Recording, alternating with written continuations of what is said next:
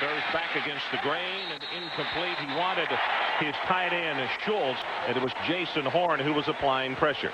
Defensively, these are the starters for Michigan. Buster Stanley, his head coach will just talk on and on and on about him. He's one of those 110% guys, practice and also in the game. The linebackers will play 7 different ones today. Morrison is finally healthy, missed 7 games because of a broken foot. And in the secondary, take a look at this. Ty Law not starting today. Shante Peoples not starting today. Alfie Birch gets the wide side corner position. We'll talk more about that Law situation in just a moment. Second down, they come with the option. Nothing doing there. Tries to jump over the second tackler, Morrison, and he can't do it. If NC State is going to have any success today on offense, they have to get the option game going. And Terry Harvey, the quarterback, will read the option, Ron. What he'll do is he'll put the ball in the stomach of Liddell George and read the linebacker. If the linebacker takes Liddell George, then he'll kick it out and run the option. Ty Law already in the ballgame. He did not start for what was called unspecified disciplinary reasons.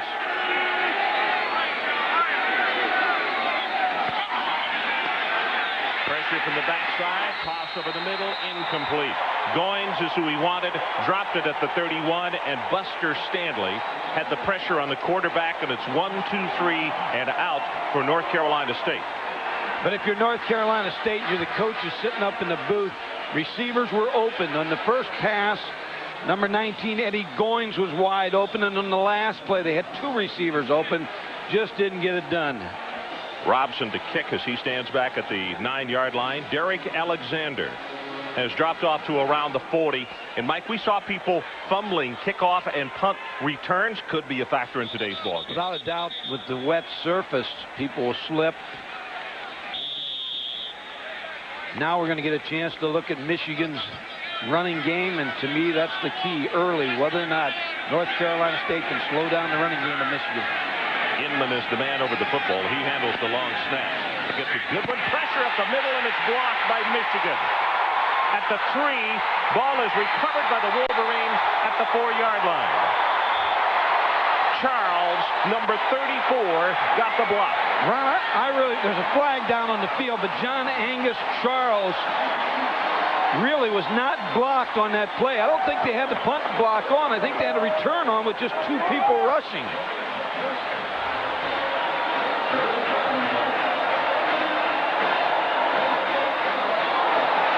Holding against Michigan. You talk about a huge play. North Carolina State is going to get a first down. Michigan would have had the ball with a 1st and goal. A lot of times when you have a return on, you try to hold up the team from running down, and you see right there that they have some Michigan players trying to hold North Carolina State so they can't get down on the punt. Mike, here's the question I have after watching the replay, and not to be too quick. I think the holding happened after the punt was blocked or when the flag was thrown. If that's the case, then Michigan will get the ball. They're going back to the line of scrimmage here.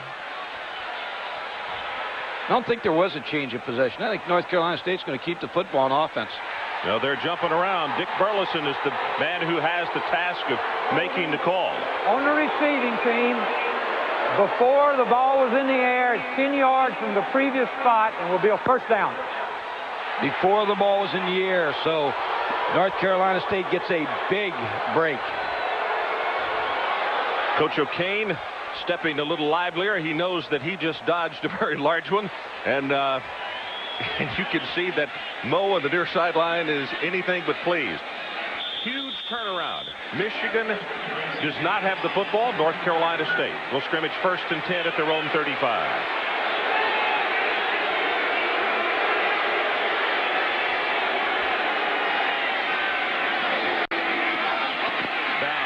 Second, Liddell George. And he will go for a couple to the 37. Matt Dyson is on the stop for Michigan. Deion Johnson, number 28. As I said before, a lot of times you'll try to hold up people.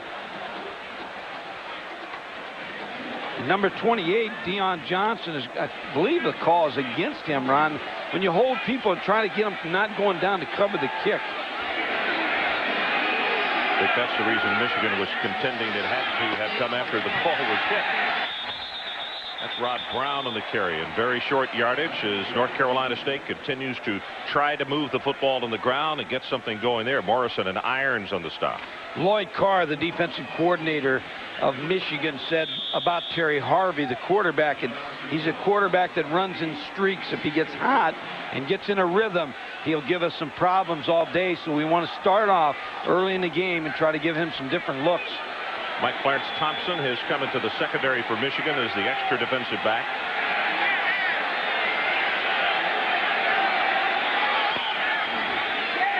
Pressure from the front four. Pass delivered complete. And that'll be enough for the first down as Gary Downs out of the backfield. And that's impressive for a running back. He got stuck pretty good and held on to the football. Deion Johnson, number 28, with a good hit on Gary Downs, but time for Terry Harvey to throw the football. Good protection by the North Carolina State offensive line. Buster Stanley, you can see number 60 coming into your picture as Michigan did get good pressure from the down four.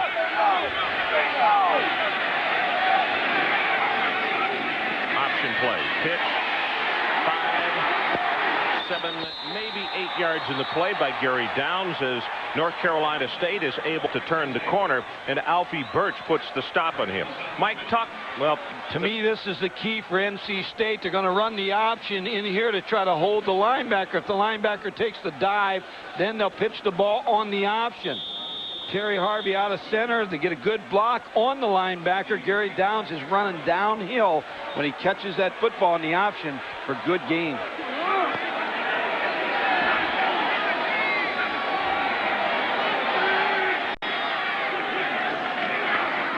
Brown, and you can see he slips as he tries to make a cut. The hole was filled. Tried to make the quick adjustment as Damon Denson was sitting right there in the hole. So it's going to be third down, and still about 2 yards to pick up the first down. You look for big plays in football games, and that exchange on the block punt early and the penalty really has settled everything down, because you talk about a big break for Michigan to get the football inside the 5 right off the bat. If they take that and punch it in the first minute of play, you're right, that's huge. They need the 43.5. Snap is fumbled. They still fight for it, and Michigan says they have recovered. They have. 55. Dudler is the man who comes up with it. So let's take a break. 10:57 left in his opening quarter. Michigan's football.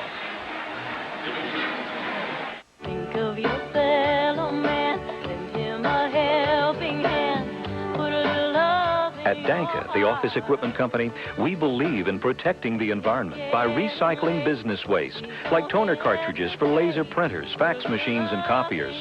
Now you and your company can order recycled toner cartridges without sacrificing quality. Call Danka today to learn more about recycled toner cartridges, and together we can make a world of difference. Time to find out why people are buying the Mercury Villager instead of our minivan. After you, sir. We all can't fit in here. Oh, no, you just slide the seat back. It's actually very complicated. Like a V6 leather CD player, if you like that sort of thing, which I... How does it drive? Great! I mean... It also has standard four-wheel anti-lock brakes. The Mercury Villager. All this and the quality of a Mercury. You are about to experience the extraordinary power of renewal from Rayovac, a new kind of alkaline battery created to be reusable 25 times or more with the Renewal Power Station. Inside there's a microchip that knows how much power each Renewal battery needs and custom charges it for you. So you get maximum life from every battery with alkaline power in every charge. That's the power of renewal from Rayovac. ESPN's exclusive presentation of the 1993 Hall of Fame Bowl is brought to you by the beaches of St. Petersburg, Clearwater, Florida, where the magic lasts a lifetime, and by Lincoln Mercury and the complete line of 1994 Mercury automobiles. Part of the reward of a bowl game, obviously, is a chance to enjoy a new part of the country, and that's been the case this week. Both teams taking advantage in these shots right here with a trip to Orlando's famous Busch Gardens. And in fact, we're going to find out if Ty Wheatley is as good a photographer as he is ball carrier. As you can see him doing that swish pen. When we had North Carolina State against Florida State, they had a turnover early in the ball game on the first series. They've had problems with that all year. And after that, it was all downhill for Mike O'Kane's football team. We'll see what Michigan can do with the turnover. You could see him talking with Gary Downs on the far sideline, talking something about either a cut that he wanted him to make or was not made. Play fake to Wheatley on first down, and they throw the football incomplete at the 46, and it gives us an opportunity to take a look at the starters for the... Okay, let's take a look at the fumble first. Okay, show.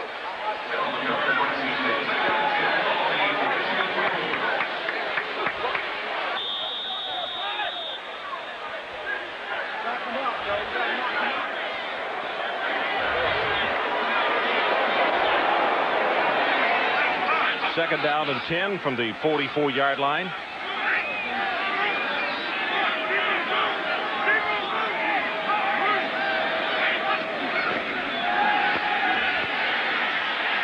Pressure. Collins going to run, and he'll take it for 2 and now 3.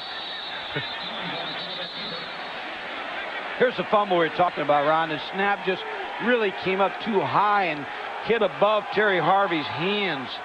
Gannon Dudler, number 55, with the recovery.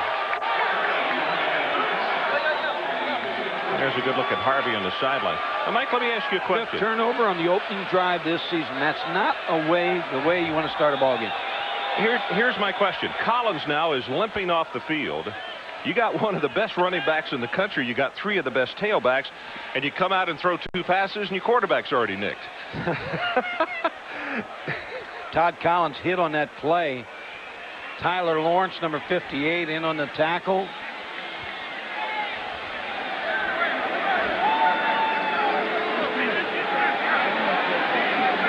When it's all said and done, when the smoke clears today, it's going to be whether Michigan can run the football. Yeah, I agree with you. That's I wasn't surprised that they play action to Wheatley on the first down, but they came out trying to throw on the second, and as you can see, the junior Todd Collins is in quite a bit of pain as Jason Carr will come into the ball game. Well, you can figure Ty Wheatley should get his hands on the football on 3rd and 6. Jason, the junior out of Ann Arbor, Michigan. 3rd down, and they go with the running play, and Ty Wheatley, good second effort, but he's not going to have the first down. He'll be stopped at the 48. Ricky Bell comes up from his secondary position to make the hit. NC State on defense, a pretty good first series for them to force the punt. Chris Stapleton will come on, and Michigan will not take a chance, so Michael and his youngsters have got to be a little bit excited over there, and the fact that they get a stop on the Wolverines here on this opening set of offensive downs. We're going to go split. All right. Line up tight.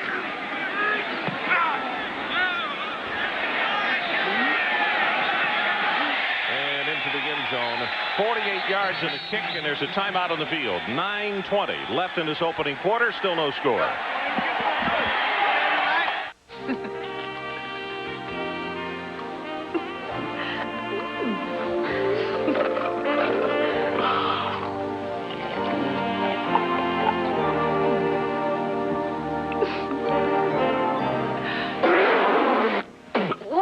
What is it in my feet? No. The champagne's not Corbel. Corbel, for people who know champagne.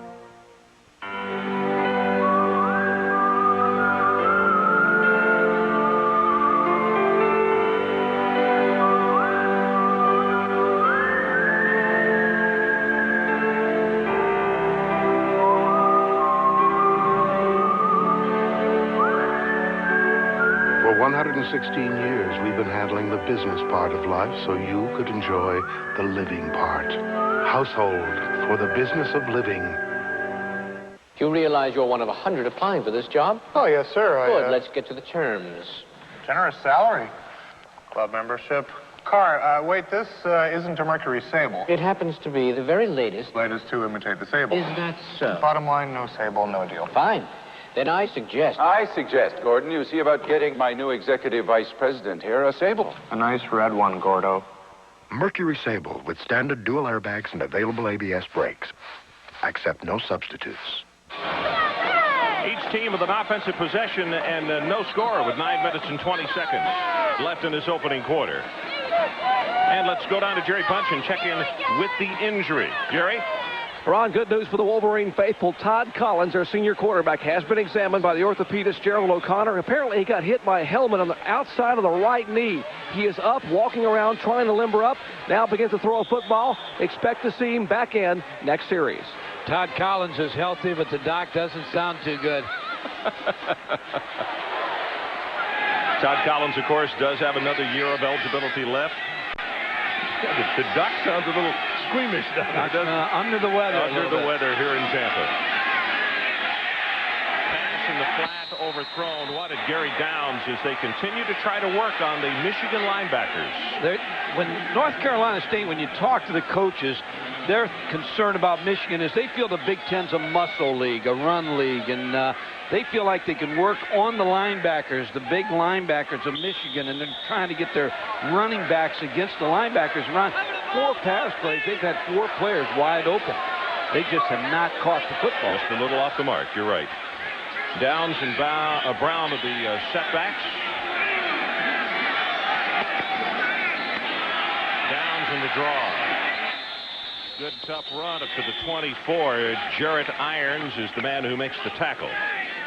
Steve Morrison, a linebacker, has been hurt a lot this year. Ron played the Notre Dame game, was injured. Wisconsin game, he was injured. He's now healthy.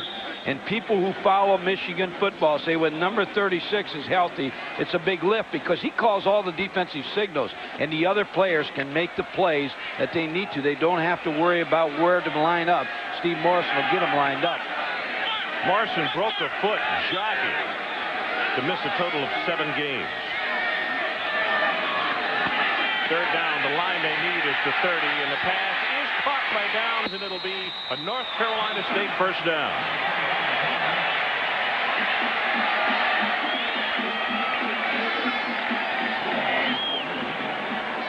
What Terry Harvey is working on is underneath the Michigan linebackers. The linebackers will drop deep, and he'll bring the back out of the backfield. Gary Downs, number 45, you're going to see him left of your screen. See how the linebackers drop back and clear out? He's wide open underneath him. It's just a pitch and catch throw for good yardage and a first down. That was a nice job by Downs. You could see him reach back behind him. Harvey possibly with a few jitters. He's been a little off the mark, but that one they get for a very big first down. And the ball comes loose again. We talked about the rain, and actually the rain has slowed up somewhat, but Mike, it was just enough an hour before the game to really make the playing surface slick. On that play, I don't think what Terry Harvey's concerned about is that he handed the ball to the fullback. He wanted to pull this out and run the option, but all of a sudden the fullback, Rod Brown, just took the ball away from Terry Harvey. The fullback has to keep the pocket and let Terry Harvey decide whether he wants to leave the ball in there or not. You see what Harvey did? Morrison was in his way. He took a pretty good shot at it, blocking on the linebacker.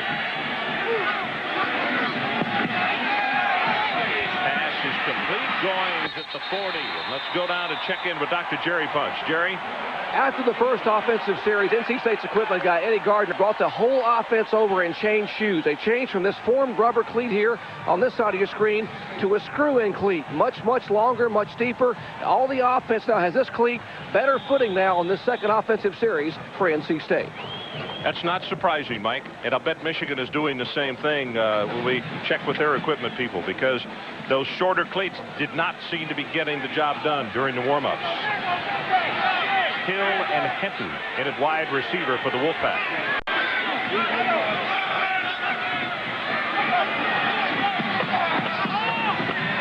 Downs for a couple.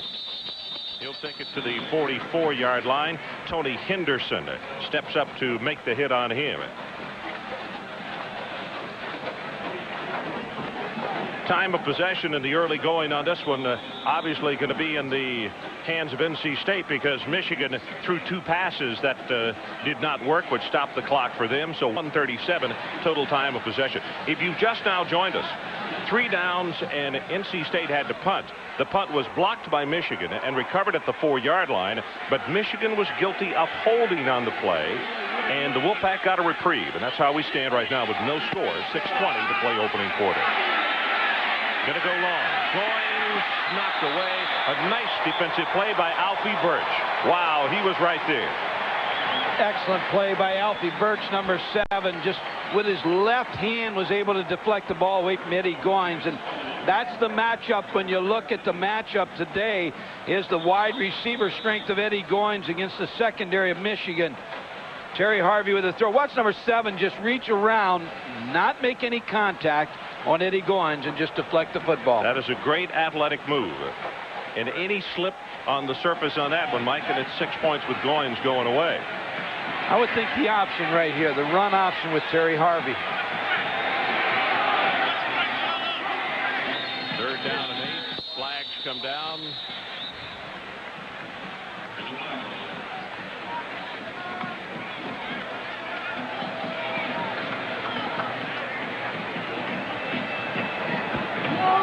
Dead ball foul.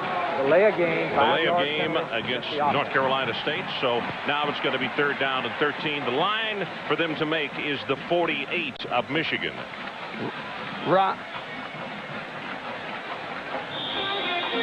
Well, tomorrow night, the Jets in Houston. Ernest Gibbons and the division-winning Oilers put their 10-game win streak up against the New York Jets, who are fighting all of the odds for an AFC position. Tomorrow night, 8 o'clock, right here on ESPN.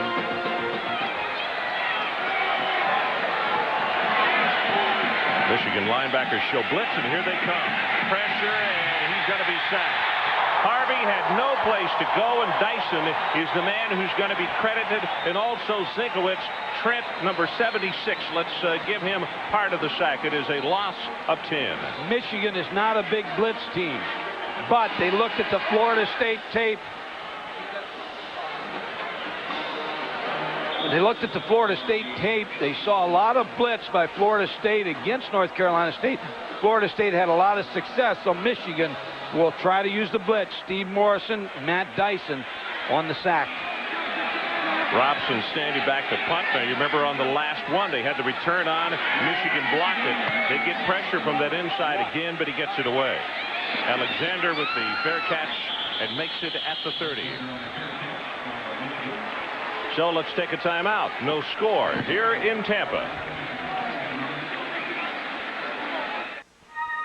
Right now, you can make a decision that can save your company hundreds of hours and thousands of dollars. More than 1 million small businesses already have. It's the corporate card from American Express. It says you do things professionally right from the start. Use it for all your business expenses, like your company's gas and auto repairs. We'll report them by category so they're easy to track. And we'll even provide records of charges to make tax time easier. And it's so easy to apply. Call 1-800-SUCCESS.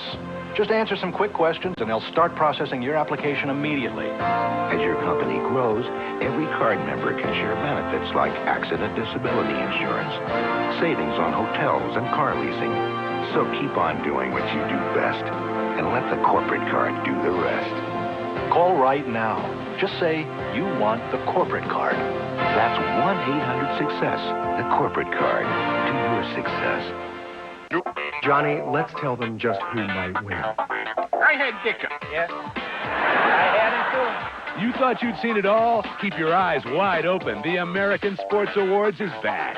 The ESPY Award goes to... That's where you come in. See the year's most memorable and outrageous plays on ESPN SportsCenter. Then punch in with your vote on who gets an ESPY. I got mine.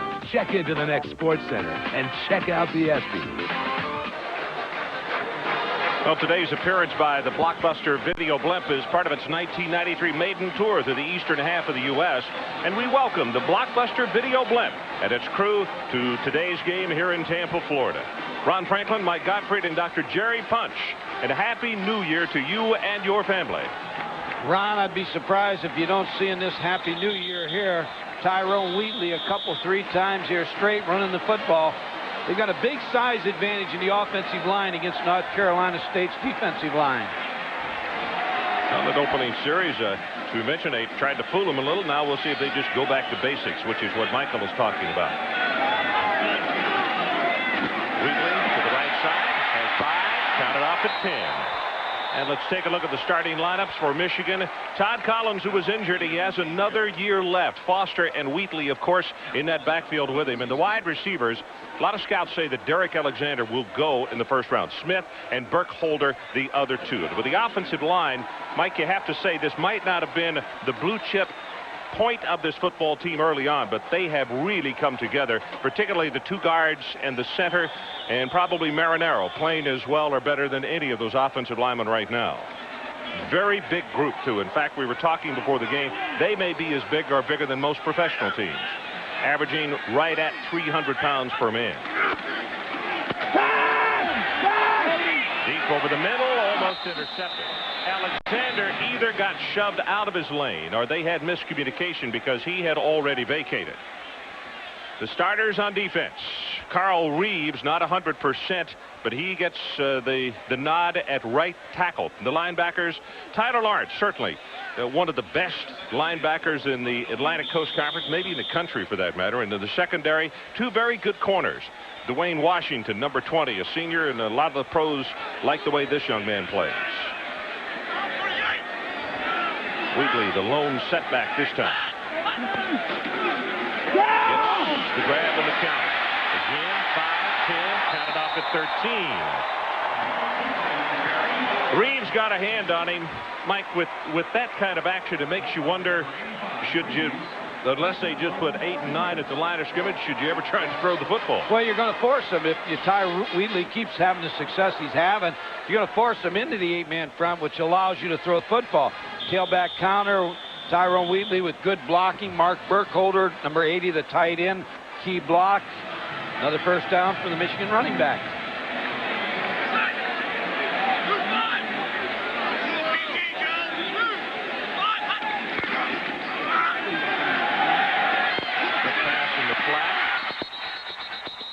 And out of bounds at the 43. Mercury Hayes is the man that they got on the near sideline. Not enough for the first down, but very close to it. It's interesting thing about Michigan tailbacks. John Vaughn was the starting tailback here. He's now in the pros, and all of a sudden a freshman tailback named Ricky Powers unseated him. And then Ty Wheatley came to school and was the starting tailback and knocked Ricky Powers out of the starting lineup. Well, they've got some good ones. They can go as many as 4 deep.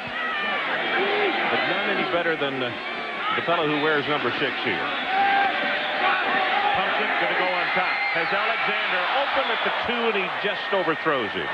Wayne Washington got turned around on that one. Second and short. I think it was an audible at the line of scrimmage. Todd Collins saw the man coverage on the outside to the wide side of the field.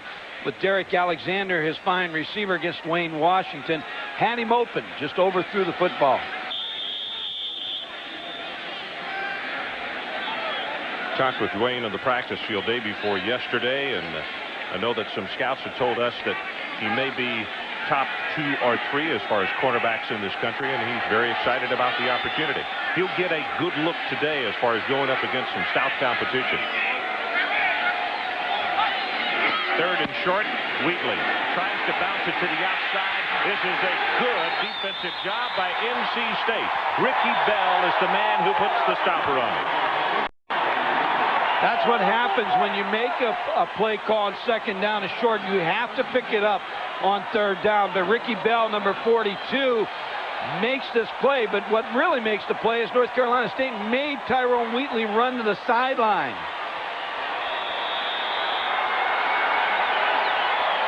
So Stapleton comes in to kick the ball away, and the Michigan offense right now has been stymied by the Wolfpack. Liddell George, the single safety for North Carolina State, as the kick is for the far sideline, and he didn't get it. It's into the end zone.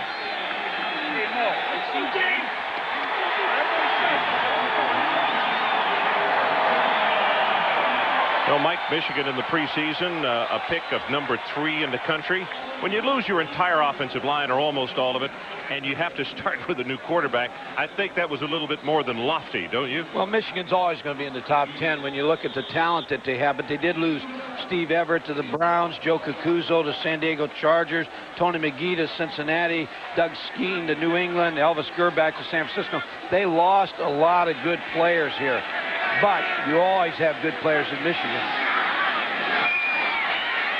It's a downs pass, overthrown, as Goins is the man that he wanted.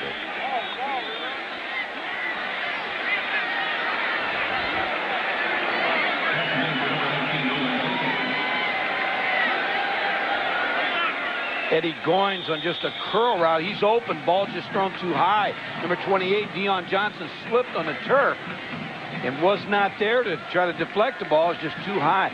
North Carolina State has had receivers open this entire first quarter.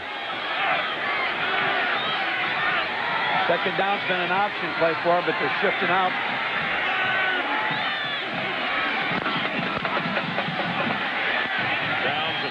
Wow, that's a pretty good stick from the secondary there. Morrison grabbed him first, and then you could see his head go back as some help from the secondary coming up defensively for Michigan, and it's going to be a second down and long for the Wolfpack.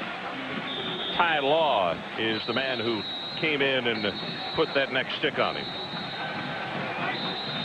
Rod Brown, the fullback, number 35, shifting up to a tight end spot just to try to balance the defense, to get a helmet on a helmet, but there's nothing there for Gary Downs. You're right, Steve Morrison with a big tackle.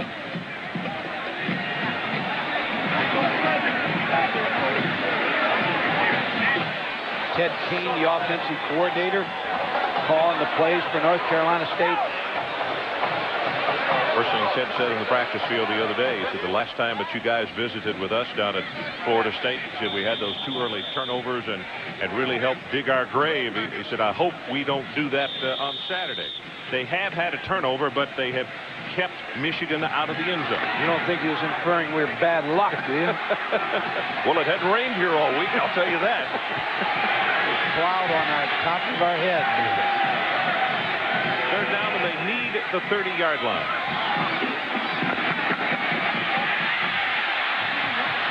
Harvey still looking. He's going to have to do something. Gets away, has the first down, and boy, does he take a hit at the 35. Dyson and Morrison diced him. I mean, they really gave him a shot, and the youngsters right back up after a gain of 13. Harvey showing that he is a very tough kid. Defensive coordinator Lloyd Carr is not going to like this. When you lose contain on a 4-man rush, and that's what's happened, now Terry Harvey has a lot of time to make a decision. He finally makes the right decision to run for the first down. Boy, he took a pop there and got right back up. You know, he's a pitcher, Mike. He is accustomed. He let those linemen get right on him before he pulled up just now. Rolls the pocket this time and delivers it incomplete, and he's got the man open. Goins gets up and hollers encouragement to him, but that one you just got to let go. He had him open. They're going to look at this first half, the first quarter of the ball game. North Carolina State's going to see how many missed opportunities they've had dropping the football. What happens here is Steve Morrison falls down, the linebacker. You see number 36, he fell down. He really had coverage on Eddie Goins, but Eddie Goins just dropped the football. Harvey now 3 of 9, 22 yards. Harvey, of course, a baseball pitcher, tossed a no-hitter against Florida State last year. Option play to the open side. Got some room. Down. Good heavens, what a hit. That's Winters who comes up and puts the stop on him. And let's check in with Jerry Punch. Ron, you mentioned what a baseball pitcher Terry Harvey was. Out of high school, he was drafted by the Yankees and turned down 6 figures, a $100,000 plus salary. Last year, after he led NC State to their best record ever to 49 wins for Ray Tanner's baseball team, he turned down a reported 7 figures, almost $1 million from the New York Yankees, not to play baseball, but to stay here, get his education, and be a quarterback for the Wolfpack football team. Thought it was interesting, Mike. He said that in that no-hitter against Florida State last, he said it was early and there was no fancy stuff. I was just throwing heat in those last 2 innings to get it. But anytime you no-hit a baseball team as good as Florida State is every year, that's saying something. Big opener. Ball is on the ground. North Carolina State has recovered it. Brown fumbled it and got back on his own fumble at the 48. 1st and 10, Wolfpack. You talked about his baseball career, Ron. He led the United States team against a victory over Cuba. And the only other pitcher to do that was Jim Abbott of the Yankees. So you're talking about a pretty good athlete here in Terry Harvey. Great competition between two good friends, Harvey and Bender, who is the backup.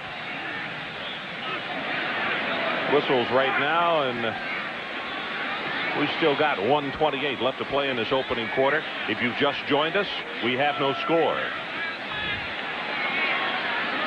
If you're a North Carolina State fan, officials timeout. We have a problem with the clock. now we have an officials timeout for some kind of technical problem. Dick Burleson coming to the near side. At breakfast today, Michael Kane stood up in front of the North Carolina State football team and read 6 articles from newspapers around the country, the Boston Globe, the Michigan papers, the Atlanta paper, and then read all the stories about that his team didn't have a chance in this game and it would be a blowout. And he told his team as they left, it's time for us to gain some respect. Well, kids can only read so much, Mike, and they get fed up, and obviously NC State has ability or they wouldn't be 7-4 this year. The thing that they're doing right now is they're keeping the football away from Michigan. Pass here in the flat is incomplete. Couldn't hold on, thrown just a little bit out of bounds.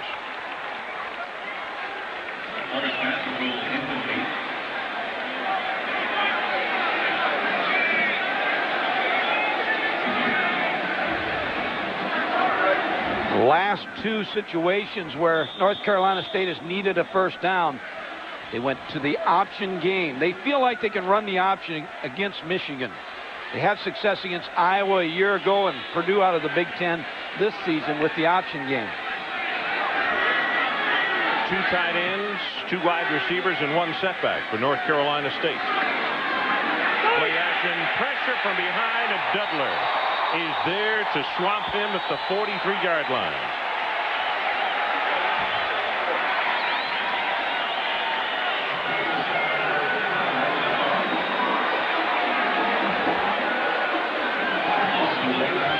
Number 55, Gannon Dudler is going to pressure from the outside against the 2 tight end offense. No one picks him up. And he's able to make the sack on Terry Harvey. Dudler, very valuable. He can play all 3 positions. Any of the down positions or the linebacker. Deep pass over the middle, has it complete at the 41-yard line. And Goins is going to be about 5 yards short of the first down. Winters put the stop on him. Gain of 14 yards, and with that, down to 3, down to 2, and 1, and that is the end of the first quarter of this 1994 Hall of Fame Bowl.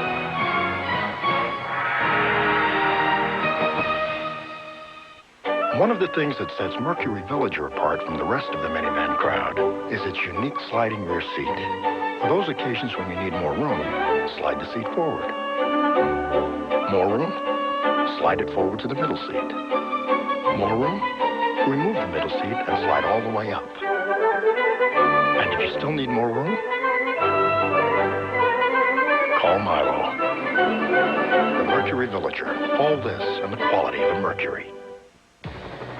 Not one of these guys has a single gray hair. Is it by chance or is it by choice? New Clairol Men's Choice. It's a technological breakthrough. A new way to blend away the gray that's so natural looking, no one can tell you did it. New Clairol Men's Choice is an easy-to-use gel, not a messy liquid. And it works in just 5 minutes without changing your natural hair color. No gray hair, and it looks so natural. Is it by chance or is it by choice? New Clairol Men's Choice. Finally, there's a TV that proves technology can make our lives easier. A Magnavox TV with a precise color picture, smart windows which preview other channels, and a unique smart sound feature which ensures your volume will stay at normal levels no matter what comes on. Magnavox is so smart I didn't even have to show up for this commercial. How'd I do? Great, great. You were great. The innovative TVs from Magnavox. Smart, very smart. Oh, please, oh, please, oh, please. Just help me this once, and I'll never ask for anything again. Ever. On the count of 3. 1, 2, 3.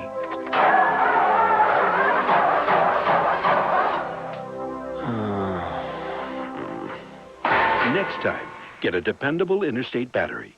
We check them before you buy them for fresh power. Guaranteed. In 47 B.C., Cleopatra herself rented the very first luxurious caravan from Thrifty for a mere bag of sand. Today, Thrifty Car Rental still offers historically low rates on caravans, this time on Dodge caravans. Simply check your phone book for the Thrifty location nearest you.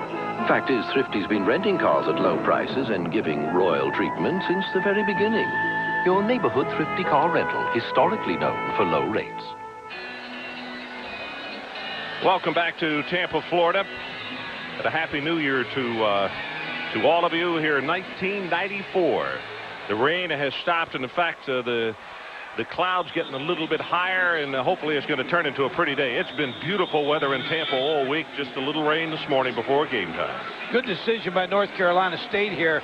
You want to make Michigan work the football field. Don't want to ever give them good field position. Make them go 80 yards to beat you.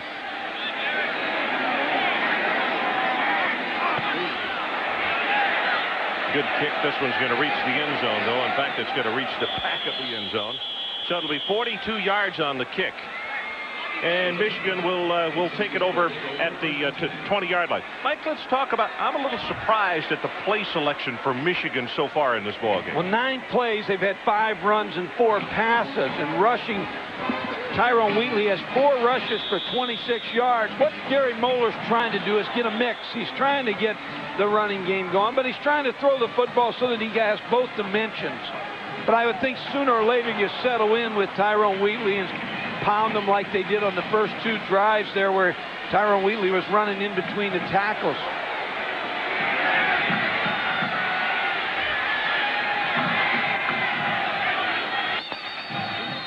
Flags come down, and looks as though we're going to have procedure.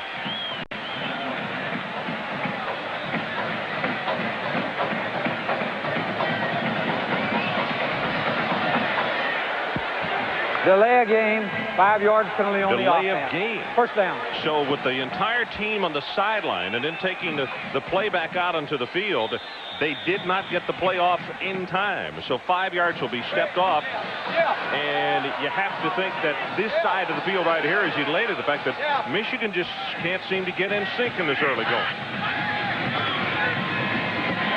Counteraction. Wheatley all the way to the 28. Ricky Bell holding on for dear life. When you have a defensive line like North Carolina State that's going to move around and try to attack you by hitting gaps, the counter play is a good play because you see the movement by North Carolina State. You seal everything down inside. John Runyon, the pulling guard, with a good block, number 69. Another good block by number 75, Thomas Gwines.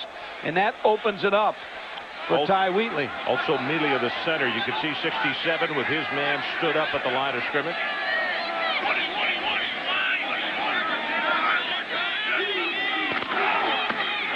Wheatley bounces it to the outside. He's going to have the first down. William Strong is there to put the stop on him. You remember William Strong was our player of the game in that Florida State game, and he came up to you on the practice field this week, and he was wanting to know where his plaque was, Godfrey. Well, he was not gotten it. Well, he was talking about, he said, was I the player of the game? And he said, did my school get $1,000? You told him yes. And I said, what are you worried about, a tax deduction as a college student or what? He said, no, I'm worried about my plaque.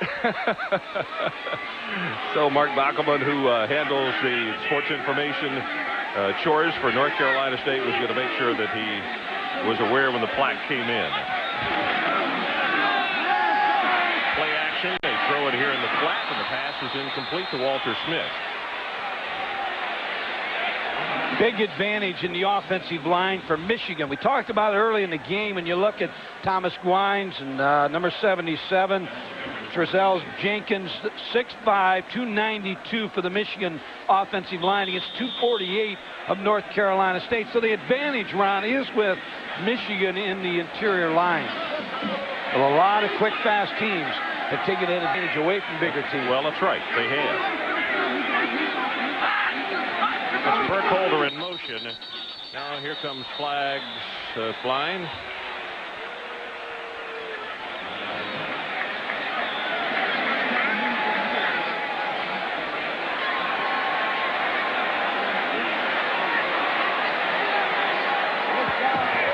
Dead ball foul. False start by the interior offensive line. Well, false start now. Michigan picked up the first down a moment ago. That was after a delay of game. Now they have a false start, so it's going to be 2nd and 15. They don't huddle. They want number 10, Todd Collins, to have as much time at the line of scrimmage to make his adjustments.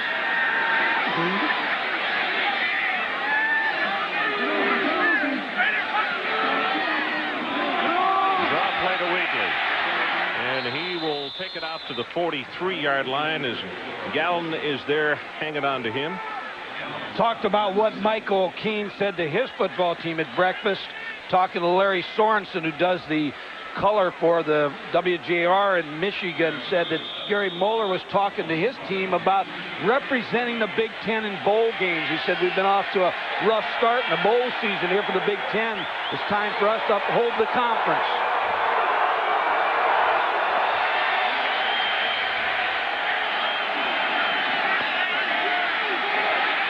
Backside, now throws it complete at the 44-yard line. Mercury Hayes. Cam Cameron, who coaches the quarterback, said that Mercury Hayes has been making great catches for us all season. He said we have to find ways to get the ball to him. Todd Collins really does a nice job of buying time to get the ball to Mercury Hayes, who came open late against Dwayne Washington, number 20. 18 yards in the pass play. That is the longest gainer through the air by Michigan as you look at the numbers on Hayes. 5 touchdowns at an average almost 17. And he has a great name, Mercury Hayes. Even on the wet field. Now this is Davis, who is coming at tailback. And they have some interchangeable parts, as you can see. He will pick up 6 yards. Not quite as tall. He's 5'9", 202, but very, very quick and slides well once he gets bumped. Now he's going to come out of the ball game, and Tyrone Wheatley will come right back in. 12:20 left in the opening half. The 1994 Hall of Fame Bowl from Tampa. No score. Michigan and North Carolina State. Ron Franklin, Mike Gottfried, and Dr. Jerry Punch with you today. Wheatley. Nothing there as he bounces to the outside. Just glides down the sideline, out of bounds at the 27-yard line. Kenny Harris came over to put the hit on him. When you're a fullback at the University of Michigan, and you have such great tailbacks that they have, you have to block. Shea Foster, number 33, will be the lead blocker for Tyrone Wheatley, number 6. Number 33 with a good block on the linebacker, Greg Giacomo. Mercury. And a good block by Mercury Hayes on the outside. Yeah. And that's something that Buddy Green, the defensive coordinator of North Carolina State, said. Michigan's receivers are impressive, not because they catch a football, they block so well. First down for the Wolverines. Deepest penetration for them today. Wheatley. Nothing at right tackle. Tries to take it back to the middle, and there's nothing there. That's a good job defensively. Folks, remember this name, Ricky Powers. He was the starter here at Michigan. He's had a couple games this year where he fumbled the football. He's a captain, and the captain spot at the University of Michigan means a lot. But the coaches talked about his attitude. He's never been selfish. He's never give up. There's a player, I believe someday, Ron, you're going to see him in the NFL, Ricky Powers, number 12. He will overcome what's happened to him and be a better football player for what's happened here. I'll be anxious to see when he does come in this football game today, because I know that Wisconsin and Illinois both are ever present in his mind. As Wheatley turns the corner, he's going to walk it in. Touchdown, Tyrone Wheatley, 26 yards.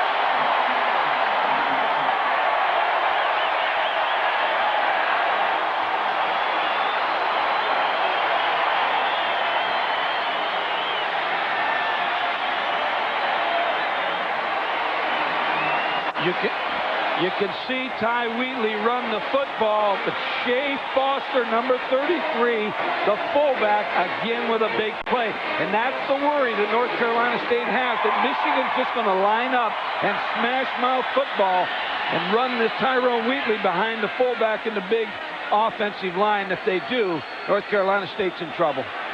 Milosevic is out there to attempt the extra point. He turned to the sideline and said, hey, guys, give me one more player. So they had to get one more on, and now flags come down. Foster came trotting out late to help out on the special teams.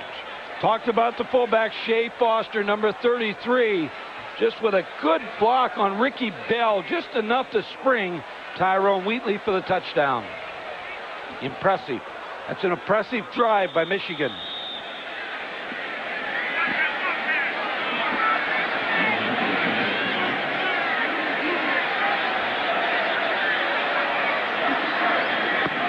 With the kick, and he's good.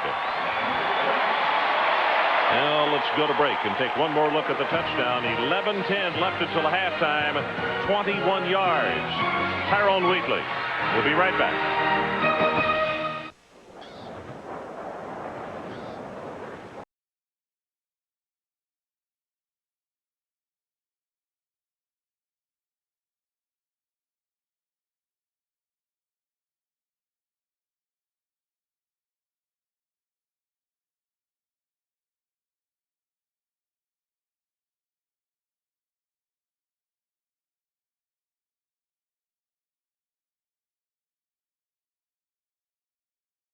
BASF, we don't make the sneakers, we make them bouncier. We don't make the car, we make it more colorful. We don't make the leather, we make it jazzier.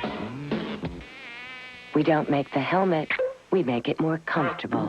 At BASF, we don't make a lot of the products you buy, we make a lot of the products you buy better. BASF. Ford announces the news truck buyers have been waiting for.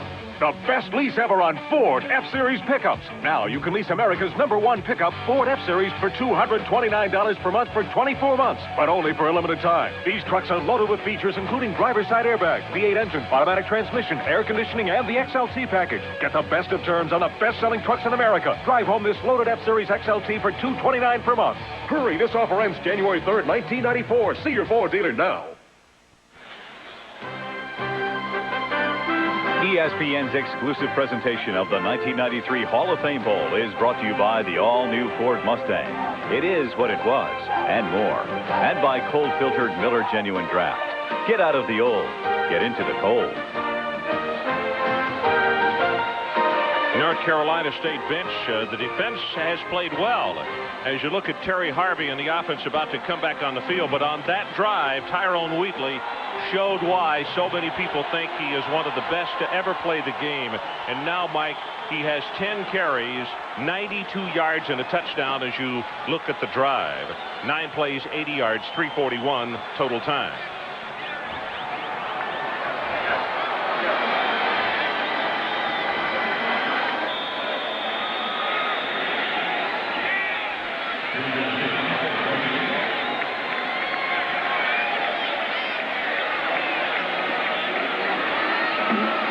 Hamilton to kick it off for Michigan.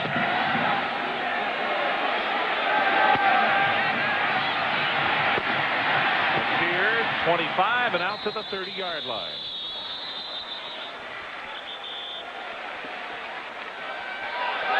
Right here on the carry for NC State. He'll bring up a first down. Well, Ty Wheatley, a big decision, only 9 days away. Will he enter the NFL draft, or will he come back to Michigan? That's not too bad. It's very difficult, you know, when certain decisions come up that you've been dreaming or wanting for a long time. In both my college career and a pro career, things that I've wanted in my life for such a long time. And, you know, even coming up, my mother stressed, you know, school, and, you know, even more school, the degree. But also she said there are your goals in life that you have to achieve.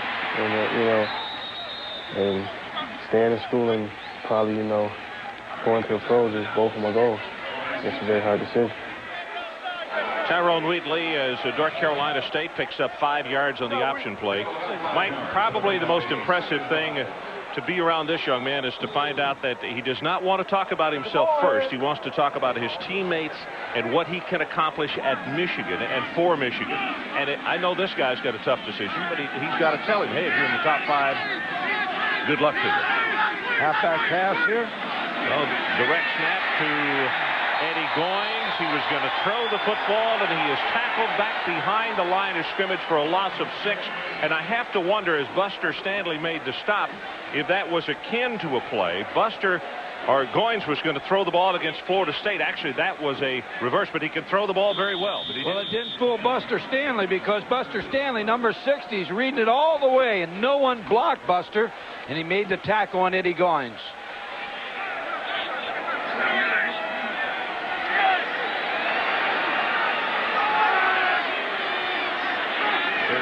For the Wolfpack, and they fake the run. Harvey almost falls down, delivers his pass, almost intercepted and should have been by Johnson.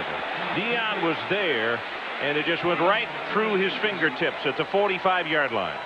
Ron, you go back to Tyrone Wheatley, the decision he has to make. The biggest question about Tyrone Wheatley is he has not been healthy all year.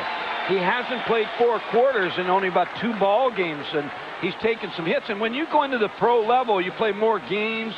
You play against bigger people all the time, and it's tough for a young guy when he comes out. But, of course, the decision's going to be made on money and against standing at Michigan at this particular time and where he's going to be drafted. Here's the punt. This is a good coverage kick. Is Alexander. No fair catch. He retreats to the 21. Turns it up. Got one man to beat. Alexander is off to the races. Touchdown, Michigan. 79 yards. Big block by number 83, Todd Richards.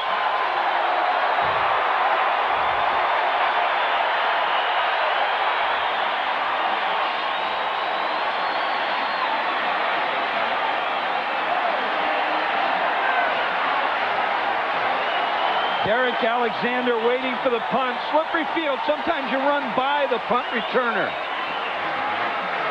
Nice job by Derek Alexander weaving in and out to avoid the tackles and get the touchdown from Michigan. Special teams. Well, Alexander has very good speed because there were some speedy people from North Carolina State after him, and he turned and left him as the extra point attempt is up and good. 39 yards in the kick, but 79 on the return. We'll be right back. This is as close as some people get to their stockbroker. At Oldie, we'd like to get to know you personally. That's why we have over 200 offices around the country where you can come in for the latest investment research or to talk to your own personal broker and enjoy low discount commissions. And now we offer Smart Trade, the industry's only commission-free trading account. So drop in for a visit or call us. That's okay too. Oldie, America's full-service discount broker.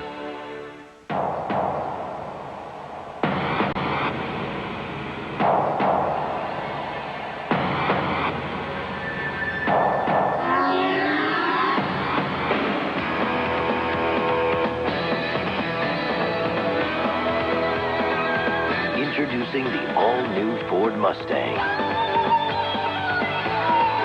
It is what it was, and more. Excuse me, you're kind of in charge of stocking stuff around here? Yes, sir. I noticed you stock a lot of stuff in the bottom shelves, like you stock Duracell batteries in the top shelf, and you stock the other batteries in the bottom shelf. Is there a reason for that? Well, Duracell is a better seller brand. Are you using Duracell batteries in that gizmo there? Yes. Seriously? Yes. Can you show us? I can't open it because you can't open I'll lose the program. You lose the whole program? Yeah. Okay, but we'll take your word for it as a grocer. Duracell. No other battery lasts longer. Maybe the butcher knows why. Good look at Alexander on the sideline as he has just scored what is now in the record books the longest punt return in the history of the Hall of Fame Bowl, 79 yards. And also there is another record that is in the books for the University of Michigan, 4 career punt returns for touchdowns. And he said yesterday in an interview that we did with him that probably the most, he likes the home run ball, Mike, because and asking him his biggest thrill of this year, and that was that 90-yard touchdown reception against the University of Illinois.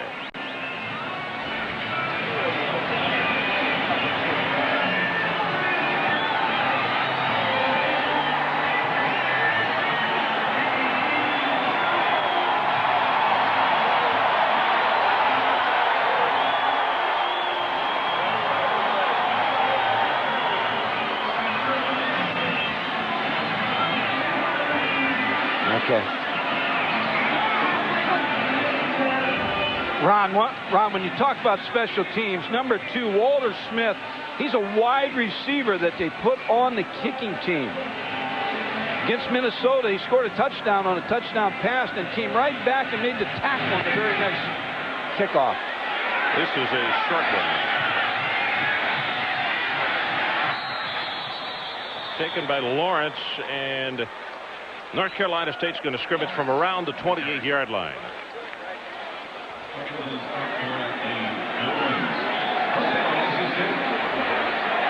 First down for North Carolina State has been a great down for them to run the option play. They've averaged over 5 yards on the option play on first down. See if they come right back to it.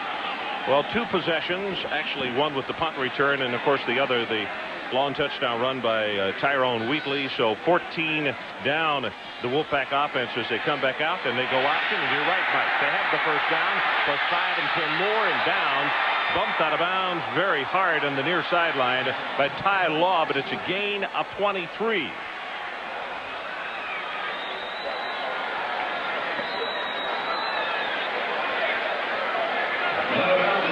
First down, the option play. They ran away from the wide side of the field. Here's the kick out to Gary Downs, and there's no run support for Michigan on the outside. Big gain out to the 50-yard line. Number 36, Steve Morrison, slipped on that play. First down, been a big down for NC State with the option. Downs now 8 carries for 61 yards.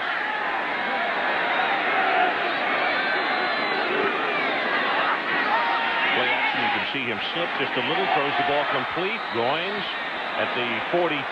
Dyson pushes him out of bounds. Well, tomorrow at noon, NFL Game Day, the award-winning Sunday NFL preview show. Join the host, Chris Berman, along with Tom Jackson and Chris Mortensen for a look ahead at the playoffs, the final week showdown. And then all of the day's highlights at 7 o'clock on NFL Primetime. 2 division titles on the line tomorrow.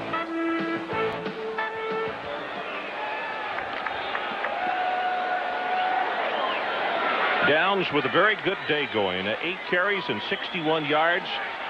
And he told us earlier this week a turf toe that he got out of Texas Tech has really slowed him down, as that will go for a loss of yards, and Tony Henderson is there to put the stop, and now a big third down.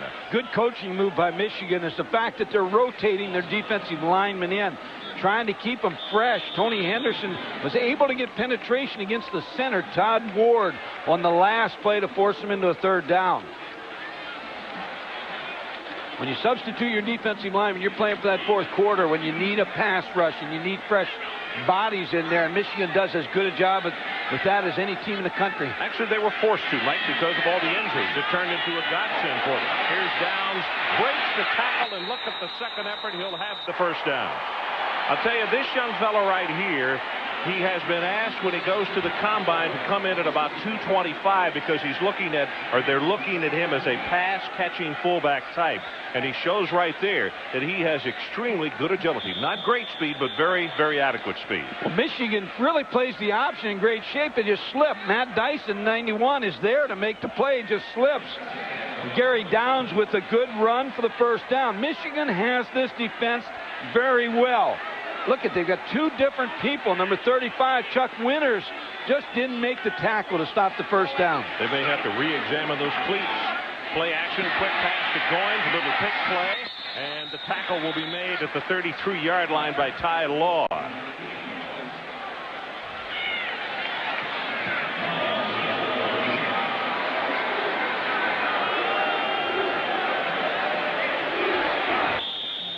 Goins, one of those players who, as we mentioned in the starting lineup, coaches would like to get the football to him as much as 20 times as they could.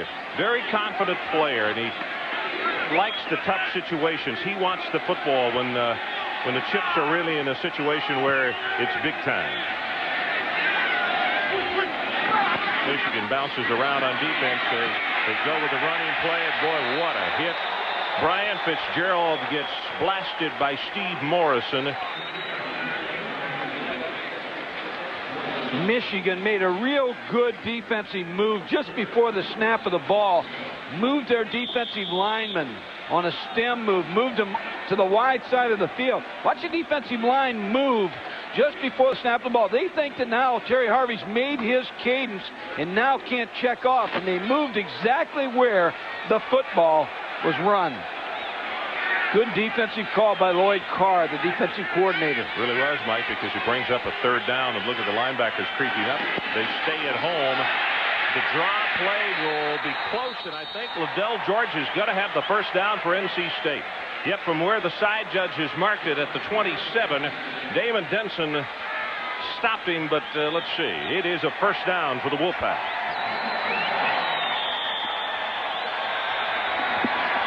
This is Greg Madison, the defensive line coach.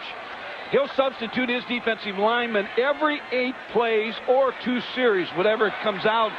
And he'll keep his defensive linemen that are not in the game right beside him so that they can see how NC State is blocking the players on the field. Another trick play. Yep, Eddie Goins is directly behind the ball. Now he throws it very well. Got a man wide open, and he underthrows the football. Ray Griffiths, good heavens, there was nobody from Michigan within 5 yards of him when he broke it. Then as soon as the pass was thrown in that direction, they closed, but that was 6 points for North Carolina State. Yeah, Terry Harvey, the quarterback, he was open in the flat also.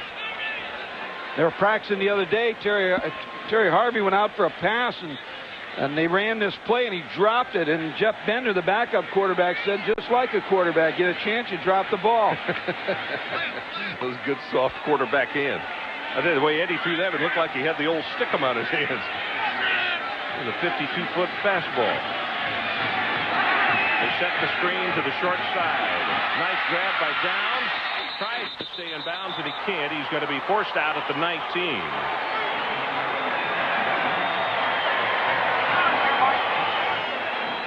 See Michael Kane. That was a good catch by Gary Downs just to keep that play alive. Mike, he's a good-looking kid. It really is. 6'1", 208-pound senior. Ball's thrown just like you want to throw the screen. Just great catch.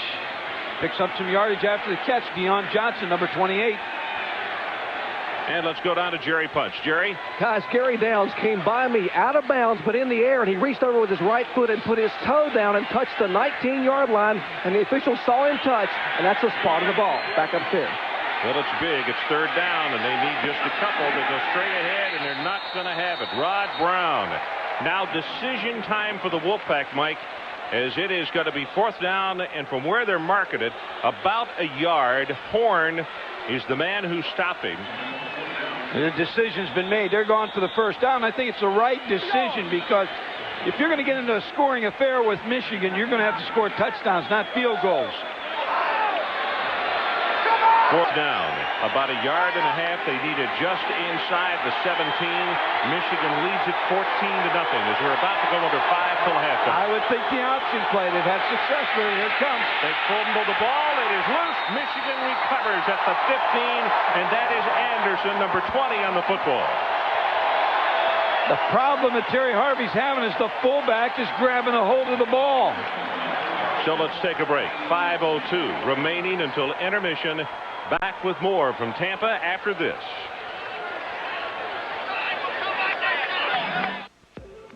Success in life is the result of preparation and having the right tools. To become the person you've always wanted to be, select Nordic Flex Gold. You provide the effort, and Nordic Flex Gold provides the means to your personal success. You want to develop the poise, confidence, and energy that come from a strong, toned body. And like these people, you can have that body in just 12 weeks with Nordic Flex Gold. Some people spend a lifetime wishing for a great body. Now with Nordic Flex Gold, you can unlock your potential in as little as 12 weeks. Nordic Flex Gold features linear motion and a patented isokinetic resistance system, providing results faster and more efficiently than with other strength training systems. Now is the time to act. Great muscle tone, accelerated fat loss, increased energy, as well as poise and confidence can all be yours in just 12 weeks with Nordic Flex Gold. To order or for more information, call now. Ramil Robinson, 1989, Michigan Seton Hall. About to hit the game-winning free throw with no time left. And he makes it look... Oh, he just... Get in there! He just... Oh, dang it! Little help! Son of a... Come on! And he makes it look this easy. Of course, it was harder for him with all the screaming fans and the pressure. If you joined us late, we had a little rain for about an hour before this ball game today. And as a result, North Carolina State has had a little problem holding on to the football. Harvey being talked to right there by Jeff Bender, who is his backup, but also is good for him. And you can see the dejection, Mike, on his part. But you made a very good point about what's happening. Well, the fullback, when you run the option and you read the option, the fullback can't grab the football. You got to let the quarterback make that decision. 4 drives, 9 plays, 33 yards, no points.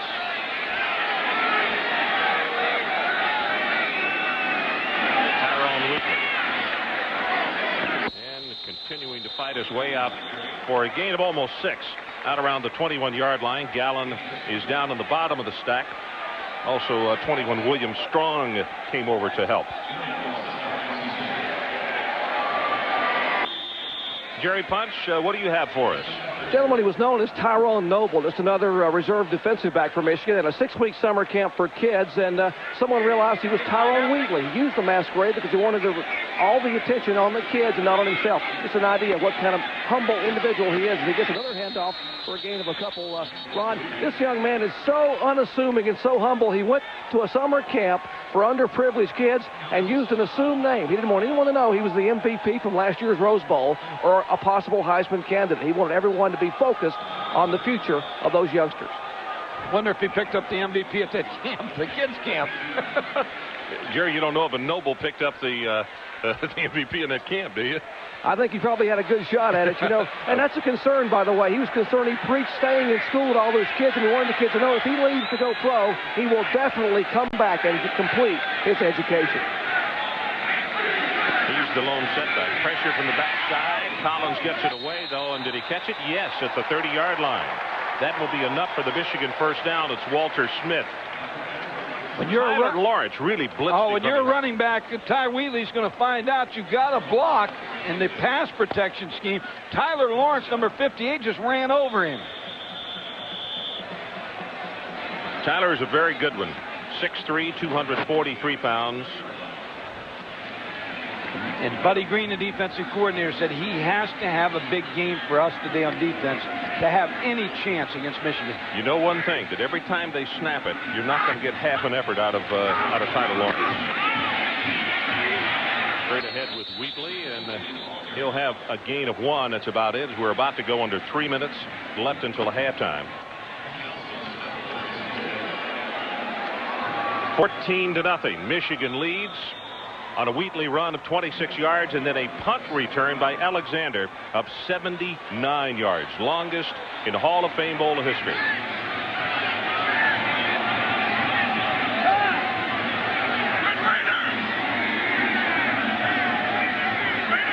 Making a signal to the wide receivers, but giving the ball to Ty Wheatley. And Wheatley to the 36. So it's going to be 3rd and 4. Covington and Gianna Morris combining on the stop for North Carolina State.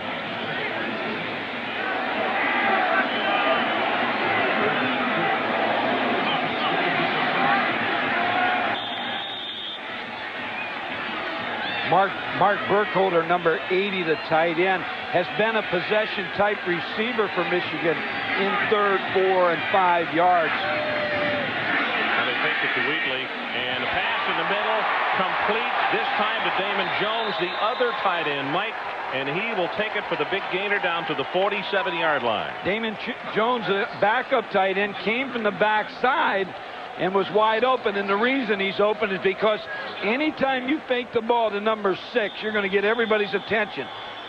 All the North Carolina State defensive linemen and linebackers were working toward Ty Wheatley.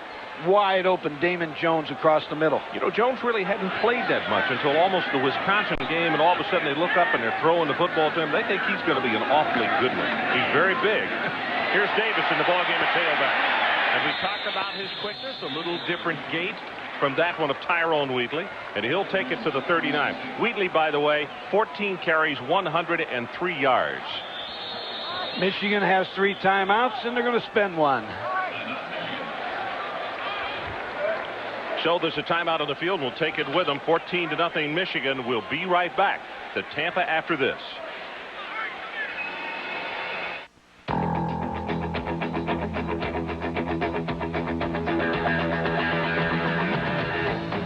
Now, to each man who shaves, there's an edge all his own. Only Edge Gel has 8 custom formulas to fit every shaving need. From tough beards to sensitive skin, for the closest, most comfortable shave you can get an edge of your own. Edge Gel, skincare for men. Ultimate closeness, ultimate comfort. That's the edge. From the director of Freddy's Dead, the final nightmare, comes the deadliest killer of them all. He's in the computer. No, that's impossible. He's on the loose. Someone or something is coming after my son and my friends. You can't run, you can't hide, you can't win. Ghost in the Machine, rated R. Now playing at theaters everywhere. In the year 23,012 BC, Lenny, the traveling salesman, rented the first big round wheel from Thrifty at a nice small rate. Today, you can still get low rates now on cars with 4 wheels. Simply use your Montgomery Ward credit card at Montgomery Ward Car Rental at participating Thrifty locations. Renting wheels at low prices is nothing new to Thrifty. In fact, we invented it. Your neighborhood Thrifty Car Rental, historically known for low rates. 14-0 Michigan leads this one. Coming up at halftime, the Duracell halftime report live from the Orange Bowl. Sports Center update and also Sugar and Cotton Bowl previews. That and even more at halftime. 14-0 our count right now with Michigan leading. And they have the ball at the North Carolina State 39-yard line and 1:28 seconds to work with and 2 timeouts. And we go with Foster. Trying to cross him up with the big back carrying the ball, and he's going to have the first down. The clock will be stopped just momentarily now as they move the chains. It's at 1:20. Ricky Bell is at the bottom of that stack. And part of the side from Tampa Stadium on his face mask. John Mercury Hayes, number 9. Let's see if Collins rings his number. Straight drop. Pressure on him now, just dumps it off. It's Davis out of the backfield. And a nice job by Gallen to stop him for a 3-yard gain. But most importantly, not much on the play, and it uses up some valuable time as Michigan will use their second timeout. And we're going to stay right here at Tampa Stadium. Well, who's number 1 and who's got the real shot, Mike?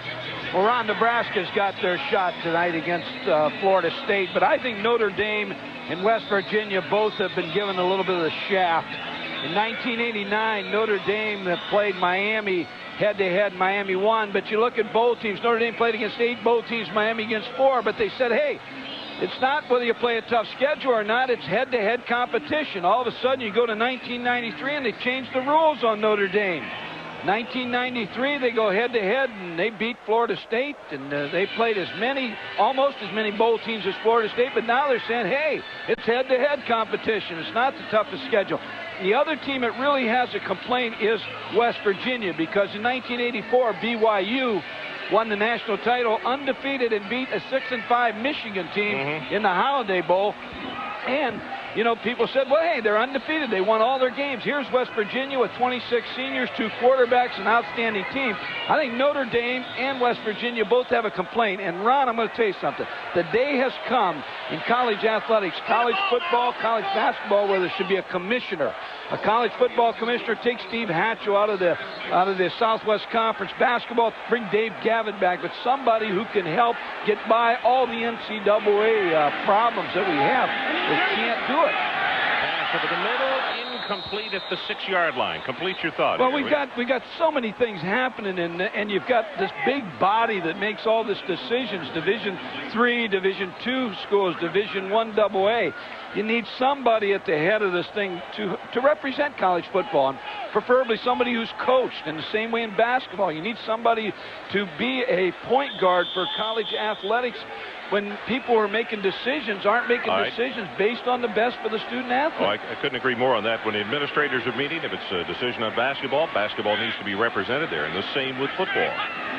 Shouldn't do it without pressure in the middle. They set screen to the short side. That's Davis at the 20, at the 50. Now a flag has been thrown back upfield at the 25-yard line, and he steps out of bounds with 43 seconds left on the clock. I think this is a good call by the umpire because it's on John Runyon, number 69. He got his hands way out and pushed a North Carolina State defensive player. And that's what the call is, as you see Dick Burleson. And John Runyon is talking to the umpire, but it's a definite good call against Michigan. You go back to again, Ron. Watch number 69 here. John Runyon against Ed Gallen, just pushes him out of the way with his left hand. But when the smoke clears, everybody says, well, we ought to have a playoff. Hey, we're not going to have a playoff this year. So solve the problem this year, because West Virginia's sitting down there getting ready to go play a ball game tonight. They just want to have a chance to be considered for the national championship. Well, until they have one, a power rating also would help them. Mike. You're right. And that would put West Virginia in a little tougher position than they are if that were the case. To the 31-yard line, and now let's see if Michigan uses that last timeout, because the clock is running at 32 and now 31. They have a 14-0 lead. They look over toward the bench, and still no call. Clock ticking down. Michigan has a timeout left, but with 4th down, they're just going to let it run all the way down, and they will go for the long field goal, it would appear.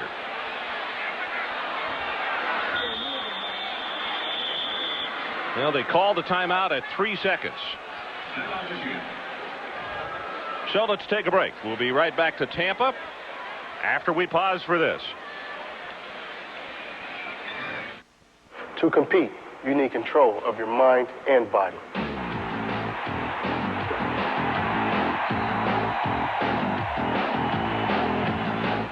By using drugs, you lose control. Do you really want to do that? If you or someone you know needs help or information concerning drug abuse, call this toll-free number, 1-800-662-HELP. This message provided by the NCAA. By expecting a lot from us, we could accomplish things.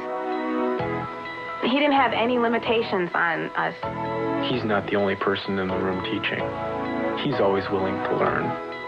Challenged me to think, helped to focus my dreams. They're always willing to help you. He's willing to put in the time. I definitely look up to him.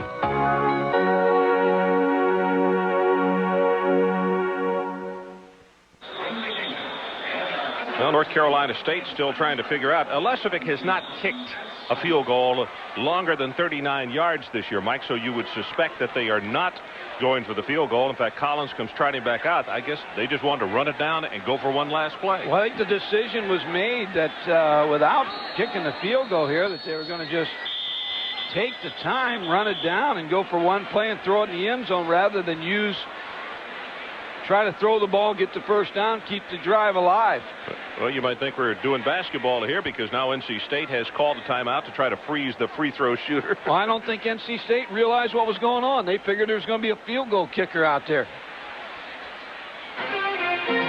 Well, tomorrow night, the Jets the Oilers. Ernest Gibbons and the division-winning Oilers put their 10-game win streak up against the Jets. Tomorrow night, 8 o'clock, right here on ESPN. And, of course, the Oilers are hoping for a little help from some friends because Buffalo has got to get bumped for them to have home field all the way through the playoffs. Ron, a little confusing of what has happened here, let me tell you, because wasted a lot of time on the clock.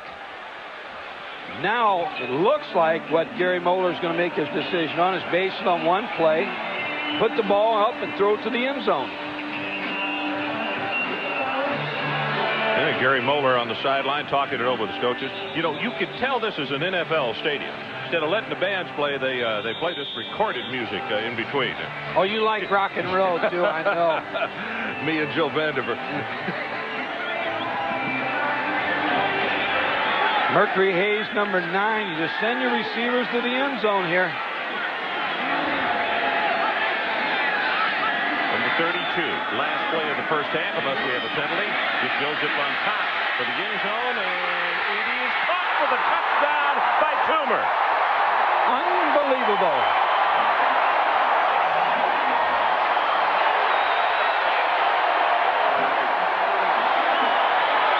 Gary Moeller with a decision to wait for one play, throw the ball to the end zone. Todd Collins hits a touchdown pass. Dwayne Washington, you will see, had very good coverage, and Toomer just went up over him and took it away. Mike just came back from hurling his cap about 20 yards out on the field, and I don't blame him. No, and you have to look to Gary Moeller and say, hey, he made the right decision. That's right. He got a touchdown. That's exactly right. And there's not a hold. Listen to the kick, and he knocks it home. So that's the end of the first half with our score. Michigan 21, North Carolina State nothing. Stay tuned for the Duracell halftime report after this. I went out to buy a car and came home with a truck. Everybody saw my new Ford Ranger and said, "Are we in luck?" Now I've been driving nonstop because my girl likes to shop and my mom wants a fridge from way over the bridge, and my boss just bought a condo.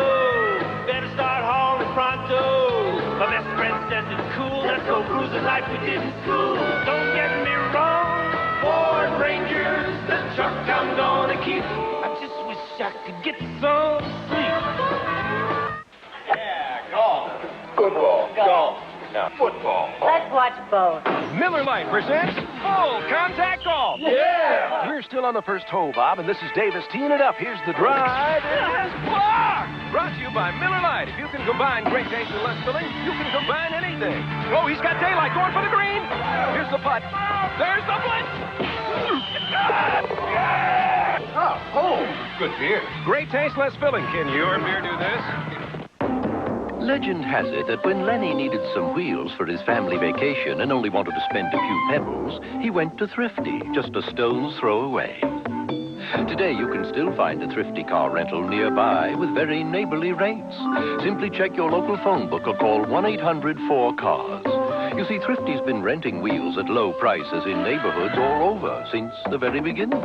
Your neighborhood Thrifty car rental, historically known for low rates.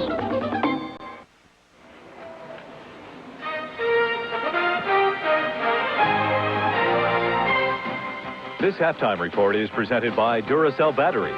No other battery lasts longer. Live pictures, Miami, Florida, a live look on the first afternoon of 1994. About 7 hours and 24 minutes from kickoff here in the Orange Bowl, where Nebraska and Florida State 1 and 2 will play for the national title. We welcome you to the Duracell halftime report. Happy New Year from myself and Coach Corso and Craig James. Guys, the weather would be a factor. We talked about it earlier in the week, Coach, about the winds. Before game time, they expect the winds to be 10 to 15 miles an hour. Right now, the winds here right outside the Orange Bowl are between 15 and 20 miles an hour. Chance of showers about 30%. There's going to be rain in the area around kickoff time. About a 3 in 10 chance that it shows up here. And if it does, it's going to be light rain. That could also affect the winds. Long day to prepare. Yeah. What are the coaches doing and the players doing today, guys? Well, first of all, on a day of a night game, I think Bobby Bowden has a tremendous advantage. The reason, he's played a lot more night games at Florida State than Tom Osborne has done at Nebraska. My advice to Tom and the rest of the coaches that play night games, hide. Get away from all those well-wishers, and especially today, those people who want extra tickets. The relatives, they'll kill you. I'm looking for some extra tickets, but, tickets is a real important thing, especially for these players. They need to have somebody from within the university that can take care of all the requests from parents and friends and things like that. They got to get that out of the way. It's a real benefit for these guys that are playing a late game that there are so many football games on television today. They can sit in their rooms, lay around, have a little room service, watch ball games. It keeps their mind off of their own ball game, and then later they'll get into their own routine. That pregame routine of the team meal, team chapel service, the taping, getting to the stadium a couple hours before kickoff. We'll have much more to talk about here, including we'll take you to the other side to the big bowl games. Now a Sports Center update. Chris Myers and Craig Kilborn. All right, thank you very much. A quick check on some of the college bowl activity from New Year's Eve is the Alamo Bowl, the first year for such a game, and Iowa and Cal facing off in that game. They played each other for the first time back in the '59 Rose Bowl. The stakes not as high in this one last night in San Antonio. Hayden Fry, hoping his team was cut out to perform well under a minute left in the first half. Play action fake, Dave Bard to Mike Caldwell. 10th play of an 80-yard drive and 16-0 Cal quickly. 13 seconds left in the first half. Paul Burmeister intercepted by Gerard Willard. He goes 61 yards for the touchdown. It's 23-0. The Golden Bears leading at halftime. Second half, Willard again. This time delays and in on the blitz to nail Burmeister, having one of those days. And then third quarter, 2nd and 13, another touchdown pass for Barr. Good night for Barr as Cal is golden. 37-3, the final in that one. On to the Gator Bowl. Alabama and North Carolina. 7-3 Tar Heels, second quarter. Brian Bergdorf, only his 4th college start from the shotgun, scrambles in for the touchdown. 10-7 Tide leading. Third quarter tied at 10. This time Bergdorf a little play action, has time and finds Terrence Lynch for the touchdown. He threw for 2 scores. Alabama wins 24-10. The Peach Bowl. Clemson in Kentucky, fourth quarter, 13-7 Wildcats. Patrick Sapp intercepted by Marty Moore, but he doesn't hold on to the ball. Clemson recovers, gets a second chance. Under 30 seconds to play, Sapp.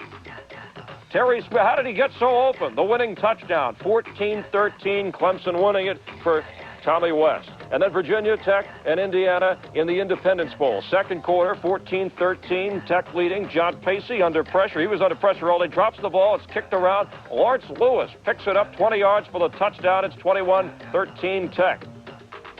Still in the second quarter, a field goal attempt here. Blocked. Antonio Banks picks it up and knows where to go with it. 80 yards for the touchdown. He was the game's most valuable player on defense. Quite a performance for the freshman as the Hokies over the Indiana Hoosiers by the score of 45-20. In the NFL on Friday, an important game between the Redskins and the Vikings. Jim McMahon and his 2 favorite targets, the Carters, need a win to make the playoffs. And Chris Carter had a big game.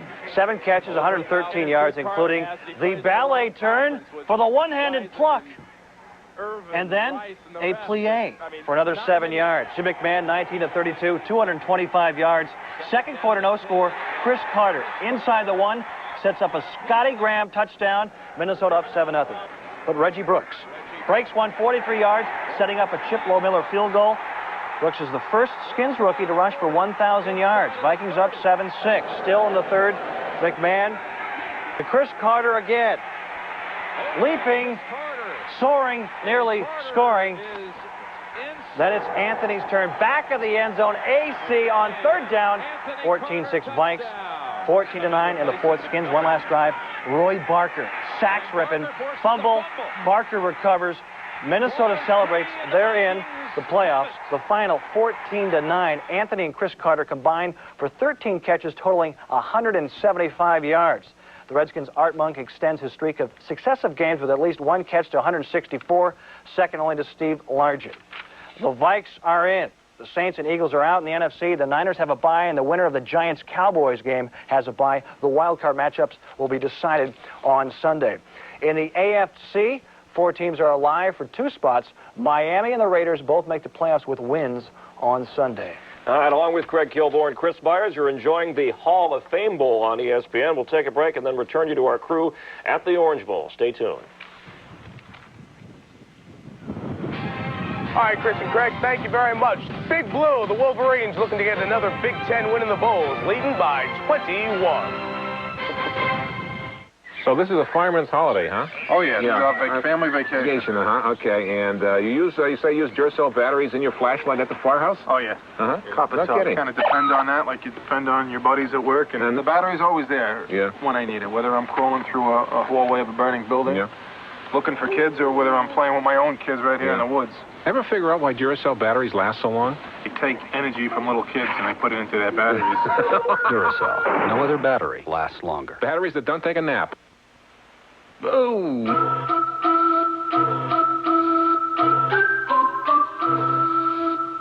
Lenny the Caveman and Thrifty Car Rental would like to remind you this holiday season that wherever you're traveling and whatever set of wheels you're using, please be extra careful when you drive. After all, during this time of year, getting around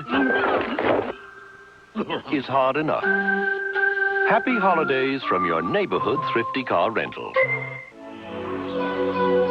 Do you dream in color? In bottomless blues and screaming yellows? In sounds that shake you to the bottom of your heart? In images clear as crystal and brilliant as ice? In faraway worlds as close as your fingertips? These are what dreams and Sony Trinitron televisions are made of. Make one come true for you. It's your life. Isn't it worth a Sony? The Duracell halftime report continuing from the city of Miami, a gracious host. Fun place to be on New Year's Eve 1993 as we start 1994 here in the Orange Bowl. Of course, other big bowl games. We're in the halftime of game 1 of 8 today. As for the other games, let's go to the sites of the big ones. Our preview starting in Pasadena with Mark Schwartz.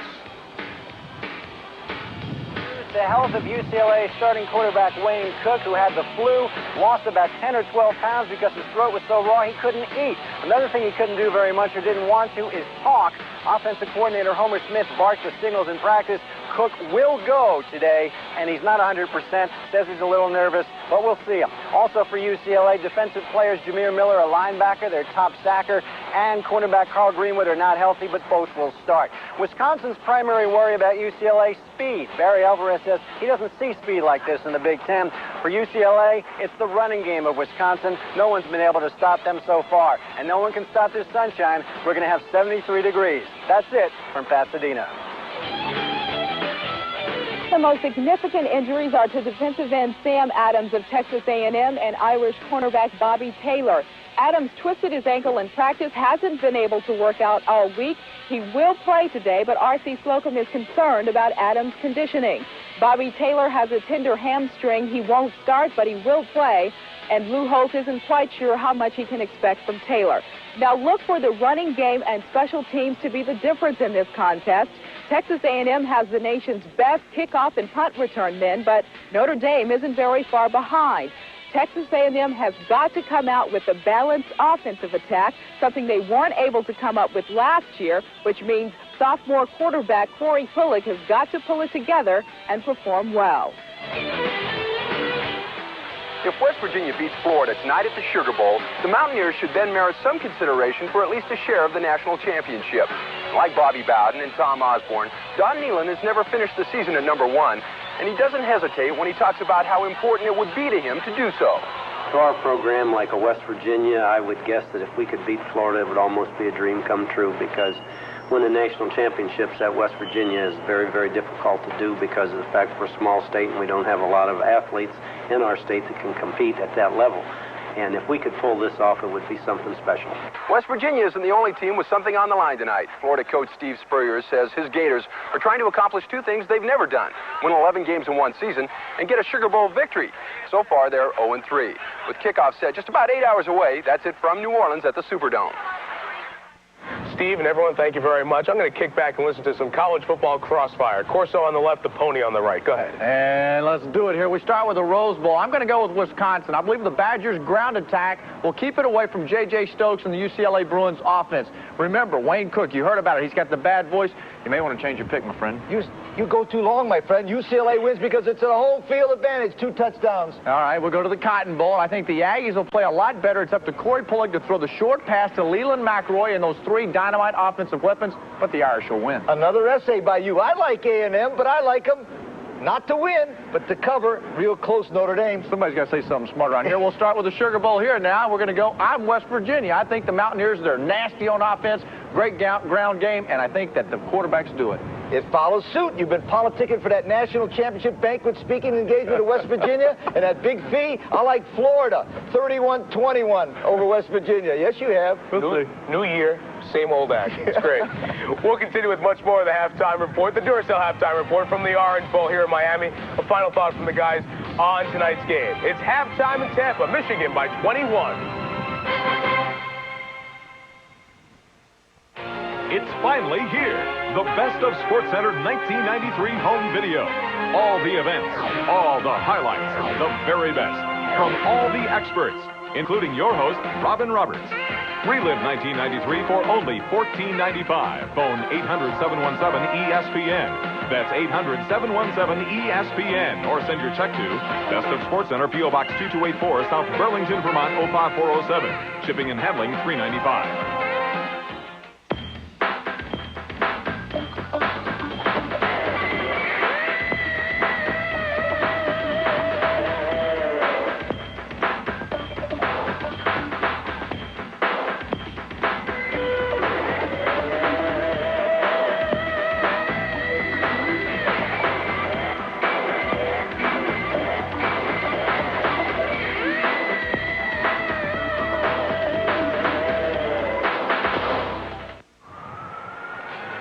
The Duracell halftime report continues as they are getting ready back of the end zone to our left for the long halftime show, always part of the Orange Bowl. Nell Carter will be the featured entertainer during the Orange Bowl halftime tonight here in Miami. All right, keys to winning the game, guys.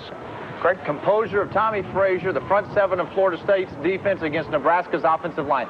That offensive line must play absolutely awesome or they lose. Nebraska, score touchdowns, don't get field goals inside a red zone. Florida State scores too many, too fast. Florida State come out smoking early, throw, blitz, get the confidence right out of Nebraska, put them in a hole. Probably Downs the guy smoking cigars, not his team. I think Nebraska's going to keep this game closer than people think. I think it'll still be a game in the fourth quarter. We have 3 All-Star games coming up later on in January, but this is our last regular season kind of game. So thanks to you guys and everyone who works on college football here at ESPN. We hope you enjoy it as much as we enjoy bringing it to you. And we'll bring you the second half coming up momentarily from Tampa.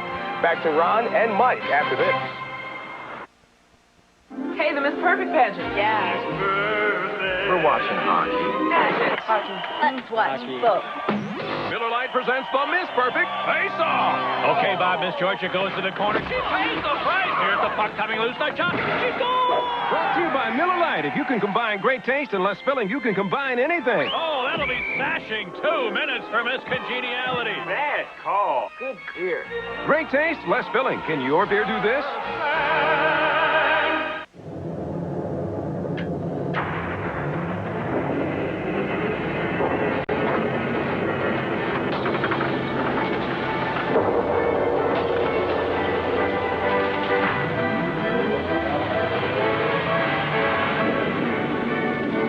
Introducing the all-new GMC Sonoma. We've packed everything we know into this one, Sonoma from GMC Truck. College can be a bridge to the future. It's a place where you're free to express yourself. A time to find out what you're really capable of. But when testing your limits involves alcohol, when breaking away includes drinking and driving, when expressing yourself includes losing control, the lessons you learn in college may not help you get anywhere at all.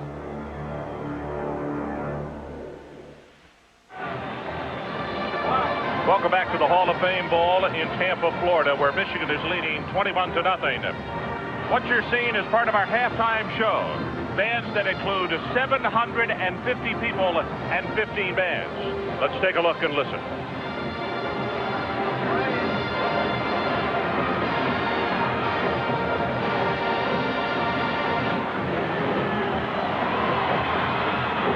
Touch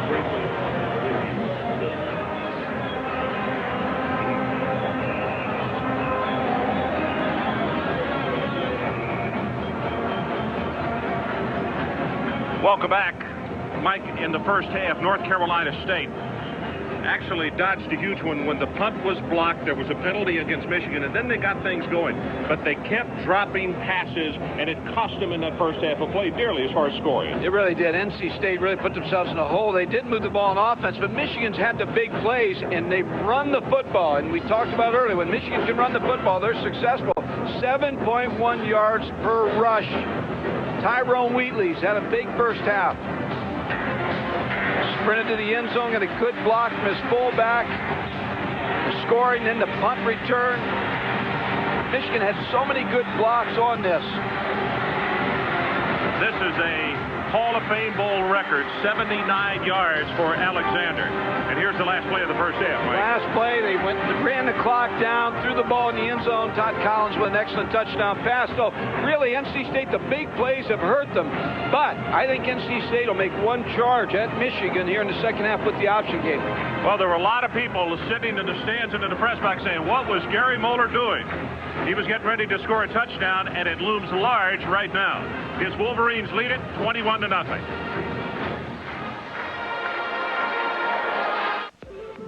Success in life is the result of preparation and having the right tools. To become the person you always wanted to be, select Nordic Flex Gold. You provide the effort, and Nordic Flex Gold provides the means to your personal success. You want to develop the poise, confidence, and energy that come from a strong, toned body. And like these people, you can have that body in just 12 weeks with Nordic Flex Gold.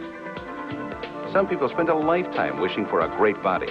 Now with Nordic Flex Gold, you can unlock your potential in as little as 12 weeks. Nordic Flex Gold features linear motion and a patented isokinetic resistance system, providing results faster and more efficiently than with other strength training systems. Now is the time to act. Great muscle tone, accelerated fat loss, increased energy, as well as poise and confidence can all be yours in just 12 weeks with Nordic Flex Gold. To order or for more information, call now. North Carolina State, land-grant university for the 21st century. A center for the sciences and technologies.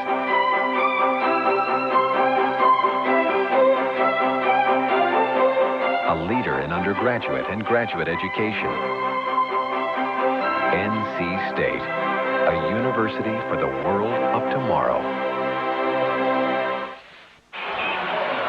The aerial shot of Tampa Stadium, 21-0. Michigan on top, but let's check in with Dr. Jerry Punt down on the sideline. Jerry?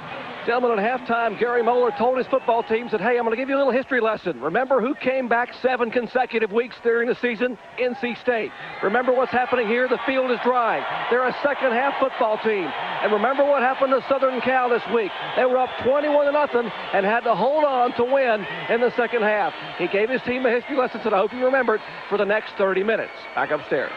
Okay, Jerry, you know, one of the things that also the players talked about yesterday for Michigan, they said, hey, Big Ten Conference is not off to a good start. And this is before they knew of 2 more losses yesterday. And they said, we want to represent our conference extremely well. It's important to him, Ron. And Jerry Punch, what he was talking about there, North Carolina State has scored 153 points in the second half, but Michigan has only given up 58 points in the second half. So a team that's very strong offensively in the second half will have a chore because Michigan has been a great second half defensive football team. Let's take a look at the stats in the first half, and this will tell some of the story. Turnovers 2 against North Carolina State. That really sticks out. The 79-yard punt return, obviously, Mike, but in total yardage. I think the big difference is Ty Wheatley in the running game. I said it from the beginning. When you play Michigan, since Bo Schembecker was there, they want to set the tone with the running game. If they can run successfully, they get comfortable and they feel like they're in control, and that's exactly the way they feel now. And, Mike, when you break the numbers down, Michigan only had 39 yards in the first 15 minutes of play. They had 184 in the second quarter. So the totals at halftime, Michigan 223 and North Carolina State 133. And NC State, when you look at the first half, and they go back and look at their film, drop passes, incomplete passes, they've run the option with success. They had a good first half. Terry Harvey 6 out of 15, but that's not indicative of what happened in the first half. A lot of drops by his receivers. Yep, that's for sure. And also early, he was a little bit off target. So now was a time where you can kick off to Michigan and try to get them to go 1, 2, 3, and out of there, and try to show that the changes that you made at halftime are gonna stand big for something. You talked about the Big Ten Conference, Ron. They got 3 teams in action today. Michigan, of course, Penn State against Tennessee and Heath Schuler, and Wisconsin against Terry Donahue and UCLA. So 3 chances for the Big Ten today to show what kind of conference they have. Mercury Hayes and Derek Alexander will be the 2 deep backs for the Michigan Wolverines as Vitek prepares to kick it off for North Carolina State. Good look at Steve. 21-0. His ball club is down as we open this 3rd quarter of play in Tampa.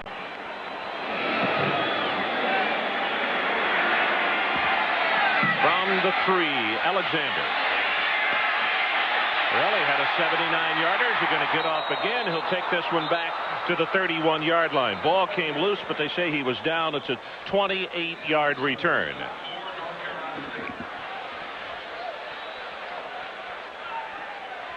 Ty Wheatley in the first half. You notice 7 rushes to the right side, inside, where they were inside the tackles, and then to the left side, inside the tackles, 4 for 17. So he's had success inside, and the 1 touchdown run to the outside for 26 yards. Tyrone Wheatley said an interesting thing yesterday after we finished his interview. I'll tell you more about it after this play. Go with him, and he'll take it for 3.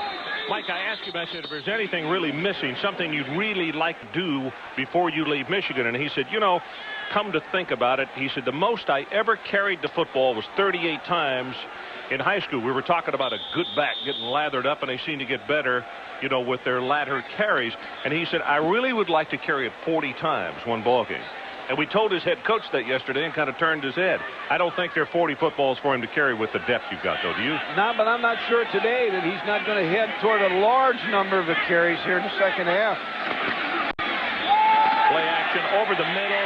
Got him wide open. Walter Smith down to the 45-yard line. Ricky Bell. And that's what happens when you are taking such a close look at the running game of Michigan. 23 yards. What happens is the inside linebackers, you see Buddy Green, the defensive coordinator, who's going to be the head coach at Chattanooga, but watch the linebackers here as they get the fake to Ty Wheatley. They're all involved in trying to stop the running game. See how long it takes them to discover now that it's going to be a pass to Walter Smith, but that's a completion by Ty Wheatley because of his strength on the run. Pitch it back to Wheatley. He's going to be hit in the backfield. Tyler Lawrence. Oh, what a fine football player, a senior. And his only comment this week, he said it's a privilege to play against a program like Michigan. We welcome the challenge. And this has been a program, NC State's been a solid program. Dick Sheridan, who resigned the head coaching position, had a very successful stay at NC State. They interviewed 3 coaches for the head job on the staff. Ted Keene, the offensive coordinator, Buddy Green, defensive coordinator, and gave the job to Mike O'Kane. Well, they go with the counter play, and Wheatley tripped up at the line of scrimmage. That was Gianamore who got just enough of him. And let's go back down to Jerry Punch. Gentlemen, at halftime of the NC State locker room, defensive coordinator Buddy Green said, irrespective of what coverage we're in, it comes down to one-on-one football. On the deep corner at halftime, on the toss sweep, it's one-on-one football. We have to make the plays. We're not going to point the fingers. We're going to join hands and play as a team. We can come back and play with these guys in the second half. And he cautioned everybody about overrunning the sweep. The field is extremely slippery. Back upstairs. And he'll be the head coach of the Chattanooga Moccasins next year. Third down, Mike. Still looking over the middle, incomplete. And that time Collins was very unselfish. I think he might have been able to run that football close to the first down, but he elected to throw it and just a little off the mark for Burkholder. I think a bad decision, Ron, because he did have room to run and may have been able to pick up the first down. Burkholder was covered pretty well. Really wasn't an area to get the football to him. Now NC State has to answer the challenge with their offense. The room he has to run, but he did see Mark Burkholder late, just couldn't make the reception. Stapleton kicking to Liddell George. George will run away from this one, hoping it gets into the end zone, and it does. So let's take a timeout. 21-0 Michigan. We are early on in the third quarter.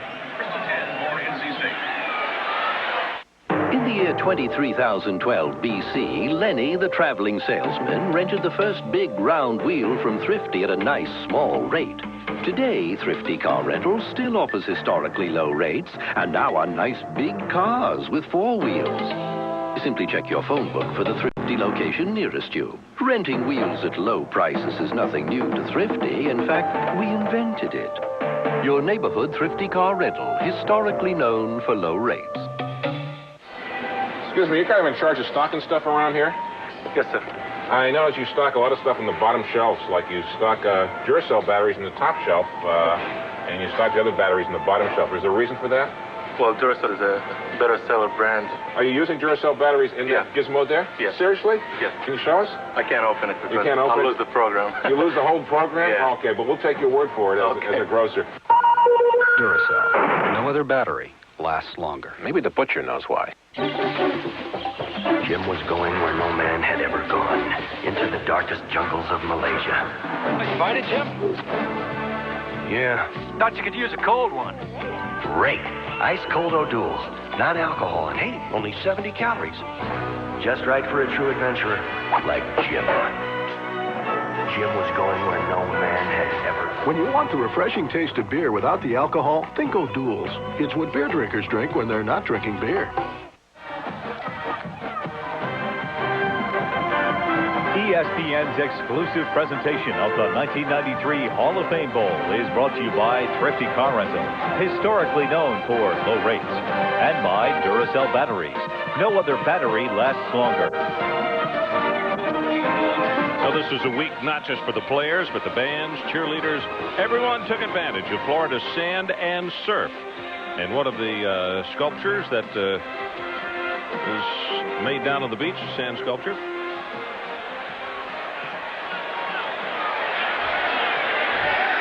First down for North Carolina State, and an opportunity to turn this football game around. They're down by 3 touchdowns. Harvey over the middle, tipped and incomplete and almost intercepted.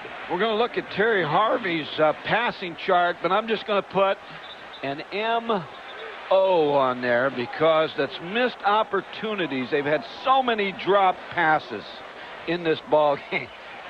You scared me. Thought I was calling for Mo, huh? I didn't know. Pass offense, 243 a game, and today only 56 yards. Can't drop all the passes. It's not Terry Harvey's fault. Eddie Goins, 19, is his go-to receiver. Lots of time, deep over the middle. There it is.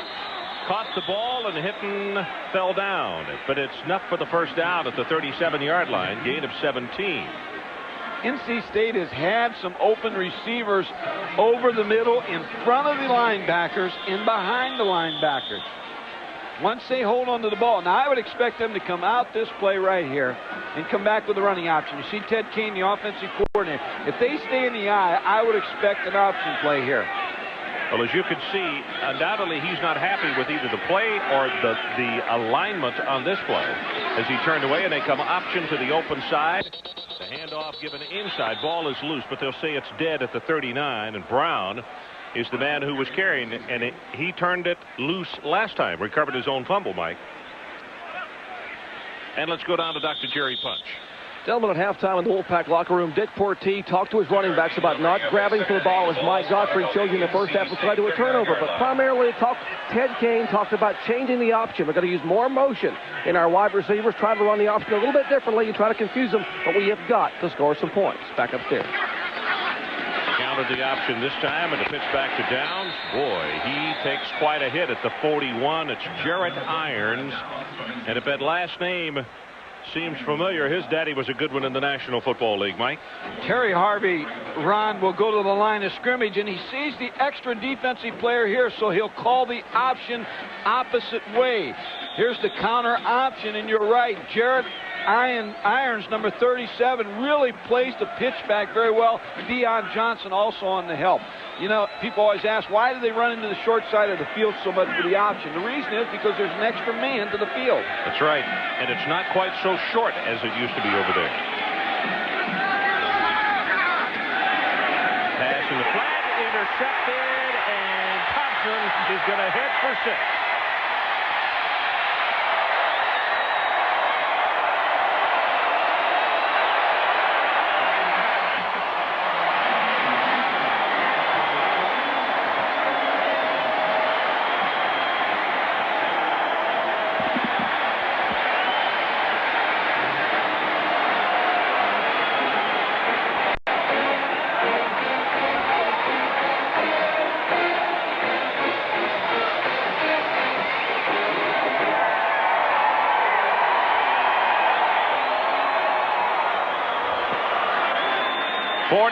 Yards, his third turnover of the ball game against North Carolina State.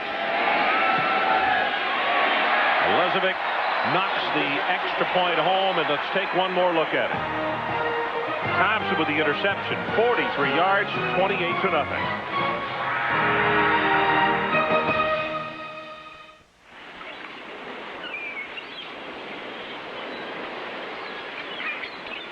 Hey, somebody help, little help here.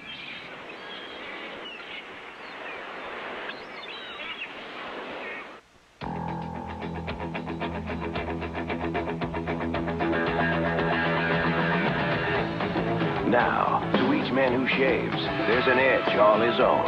Only Edge Gel has 8 custom formulas to fit every shaving need. From tough beards to sensitive skin, for the closest, most comfortable shave you can get an edge of your own. Edge Gel, skincare for men. Ultimate closeness, ultimate comfort. That's the Edge.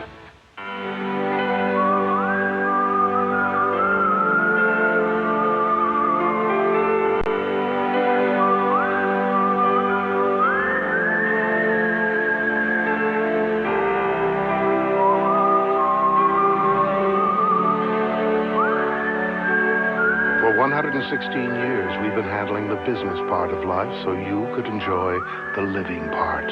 Household for the business of living. Oh, you know your NyQuil works. What'd you do? You tried the latest thing, so you coughed all night. Got no rest, but you can take NyQuil tonight. Vicks NyQuil, the nighttime sniffling, sneezing, coughing, aching, stuffy head fever so you can rest medicine. Terry Harvey on the sideline talks it over with his receiving corps. Look at Terry Harvey as he looks out to where he's going to throw the football. He never takes his eyes off of where he's going to throw the football. Clarence Thompson, a freshman from Martin Luther King High School in Detroit, played for Jim Reynolds, the coach up at Martin Luther King, who's a high school catcher in baseball, makes the interception, and the freshman goes in for the touchdown. So, on the sideline, in the bullpen, Jeff Bender, who is the number 2, and actually not really number 2. He's played a great deal this year for North Carolina State. He is warming up on the sideline, and we will see him as Fitzgerald and Mateer go back in a twin safety for the Wolfpack. Short kick, and it's going to come down to Fitzgerald. And he'll take it to the 27-yard line. We watched Jeff Bender against Duke almost bring him back against the Blue Devils this year when Duke had a big lead. Jeff Bender come off the bench. He's from Pittsburgh, and he had a high school career in Pittsburgh where he was an outstanding quarterback. Thrown for over 800 yards this year, and he comes in at 10:59 left in the third quarter, and his football team down to Michigan 28-0. Give him a little short throw here right off the bat for starting. Or draw. Short drop over the middle, has it complete. His tight end Schultz, and he'll take it across midfield to the 49. 25 yards on the completion.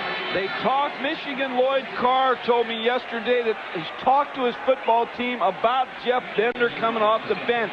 Said this is a team that believes they'll win in the fourth quarter.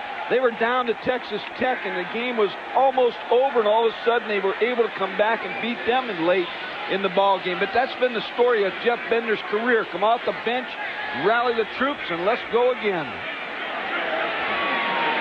Those linebackers creeping up. They stay at home, and it's Brown, and the carry gets tripped up at the line of scrimmage. Henderson, I believe, Tony Henderson got a hand on him just to trip him up. And let's take a look at this graphic to back up what Mike is talking about. 2 are losses, but the other 4 are wins. Clemson, Texas Tech, Marshall, Georgia Tech, Virginia, and Duke. And you see where they trailed in the fourth quarter and what the bottom line came to be. Texas Tech 34-26, which I was talking about. Bam Morris, the running back, was carrying the football and it bounced out. And they actually won that game with in the last play of the game. They threw to the end zone for the touchdown to win it. Vendors, now you could see the stunt going on, the stem at the line of scrimmage, and he comes up and calls a timeout. So let's take it with him. 9:54 left in the third quarter. Okay, so I tend to put things off. For me, the time just has to be right. Like, I meet this amazing girl, and she's coming over tonight. It's like with Rogaine. I've been meaning to check it out. This is important to me. I've thought about calling lots of times. You know when I called? Today. This was my time. It could be your time, too. To find out more about Rogaine with minoxidil, call this 800 number now. You'll get a free information kit filled with facts to help answer your questions about Rogaine. And since you need a prescription to get Rogaine, you'll also get a list of local doctors offering a free private consultation to help you decide if Rogaine is right for you. So call today. Hi. Hi. Nice place. Call now, 1-800-684-0111 for a free information kit. Johnny, let's tell them just who might win. I had Dicker. Yes. I had him too. You thought you'd seen it all? Keep your eyes wide open. The American Sports Awards is back. The ESPY Award goes to... That's where you come in. See the year's most memorable and outrageous plays on ESPN SportsCenter. Then punch in with your vote on who gets an ESPY. I got mine. Check into the next SportsCenter and check out the ESPY. So NC State has to burn one of their 3 timeouts in the early going of this third quarter as Bender comes back out. He's a junior, 6'3", 205. He's got a brother that's playing at Georgia Tech. He's a punter and split end. Played for North Hills High School in Pittsburgh. He may be a step slower than Harvey, but the coaches say he may be a better option running quarterback than is Harvey. Team believes in him. They believe when he comes in the ball game, he can make some things happen. Oh, he gets hit really hard as he delivers that pass. Zinkowitz is the man who was right there on him as the ball was delivered. And here's where Greg Madison's substitutions will pay off because you got fresh legs chasing Jeff Bender. Trent Zinkowitz, number 76, just gets to Jeff Bender. But in the third and fourth quarter, when you substitute your defensive linemen and linebackers like Michigan is able to do, you have fresh people chasing the quarterback. 6 defensive backs on this play. And Mike, back to what we said in the first half. Injury, and so many of them on defense by Michigan this year, forced them to play some kids that would not have played.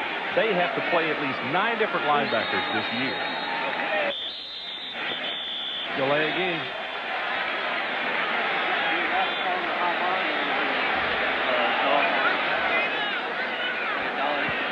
Dead ball foul. Delay a game. Offense.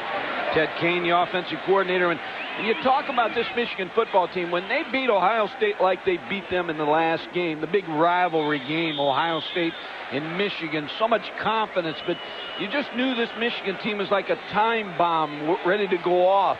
This is not a 7-4 football team. Not by any means. No. And when you look at them, you say, wow. I mean, they're 7-4, but with a lot of talent and a lot of players. But they've been hurt. You see the linebackers creeping up, and here they come. Pressure. Bender slips a little. Din gets it away and has it to going. Inside the 30, and he gets hit. You could hear it up here by Clarence Thompson. Steve Morrison on a blitz, number 36. You see Clarence Thompson there, number 17, who made the interception. Excellent high school football, Detroit, Michigan. Let me tell you something. A lot of recruitable athletes. Eddie Goins with a good, solid catch. But watch the hit by number 17, Clarence Thompson. Well, they just believe. North Carolina State just believes when this guy comes on the field, something good is going to happen. And right now he's making it work. It's first down at the 27 of Michigan.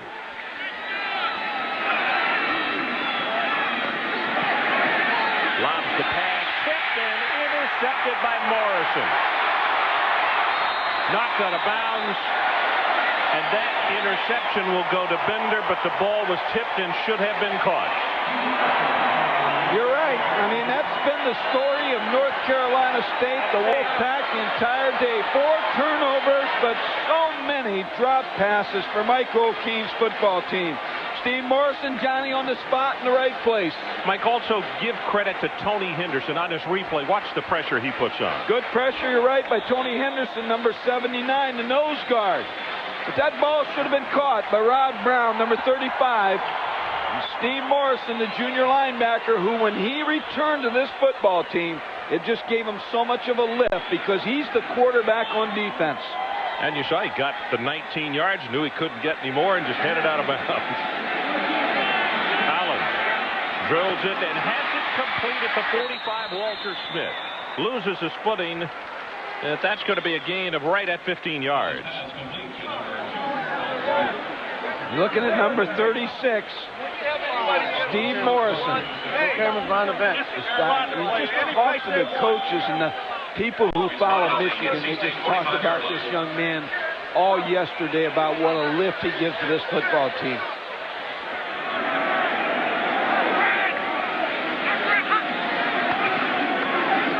Quick out pass, that's going to be tipped. Nice job by Carl Reeves, who got a hand up. And here's a guy that we need to say a few words about, because as big as that Michigan offensive line is, Carl Reeves is giving up close to 60 and 65 pounds. Mike, he only weighs 227, plus the fact he's still not 100%. But he's playing, and the coaches knew he would. Carl's a junior. Ricky Powers has come in the game at tailback, and he'll get it. Counter tray comes to the near side. 40, 35, and down to the 32-yard line. Kenny Harris had to come up and belt him. Got a good block by John Runyon. But I'm going to tell you something about Ricky Powers. The thing that impressed me about Ricky Powers is the fact that he lost his starting job. He's a captain of the football team, which you have responsibility as a captain. Never, ever did this guy complain. Practiced hard. Gary Moeller said every day, just wait for his chance. He will go into the NFL, and he'll be a very successful player in the National Football League. You have to be happy for him, Ron. Yeah. Back in is... Gets it again, loses his footing, and goes down close to the 30. What I started to mention in the first half, and Michigan scored very quickly and did not get to complete my thought, is 2 fumbles this year, possibly by trying too hard by Ricky. One against Illinois, which was devastating, and they came back and upset Michigan. The other was against Wisconsin, deep in Badger territory, and he coughed it up, and they lose that ball game to Michigan, to Wisconsin. His teammates say it really has stuck in his craw ever since. He can't forget it. He'll be better for that, though, because you make mistakes. When you're out there playing, you're going to make some mistakes, but it's going to make you a better player, and he's going to be a better football player. Post route and a good catch by Toomer. Amani Toomer, number 18. They have so many good-looking receivers. Buddy Green, the defensive coordinator, said when you turn on the film, you have to keep looking at the numbers because they just keep running so many tailbacks at you and wide receivers. You just joined us, 28-0. Michigan leads. 7:25 left in the third quarter. And now Powers goes out, and Tyrone Wheatley checks back in for the Wolverines. He gets the quick pitch back into the short side of the field. He'll run it as a block, and he will score. Jones and Burkholder, what kind of blocks they threw? Well, Mark Burkholder really had the block that sealed it for the touchdown, and there wasn't anybody outside to stop Ty Wheatley. And they're just wearing down this defensive line of North Carolina State. There's Mark Burkholder, number 80, with a big, big block.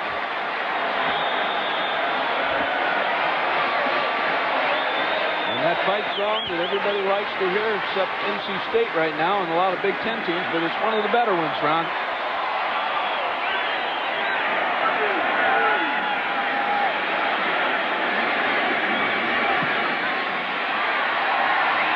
Milicevic with the extra point. It is now 35-0 Michigan. Here are the numbers on Wheatley. 124 yards now on 18 carries and 2 touchdowns. And by the way, we asked Tyrone who he compares himself to as a football player. I just try, emulate the bigger guys, try to take some things from them, see how they use their size and speed, like Herschel Walker and Bo Jackson, how they use their size and speed as a combination. And I just try to, take things from them and just see how did they use it. And one thing I learned from all of them is what they never gave defensive, guys credit for their speed. It was like either you catch me or you don't, and if you catch me, I'll make you pay for it.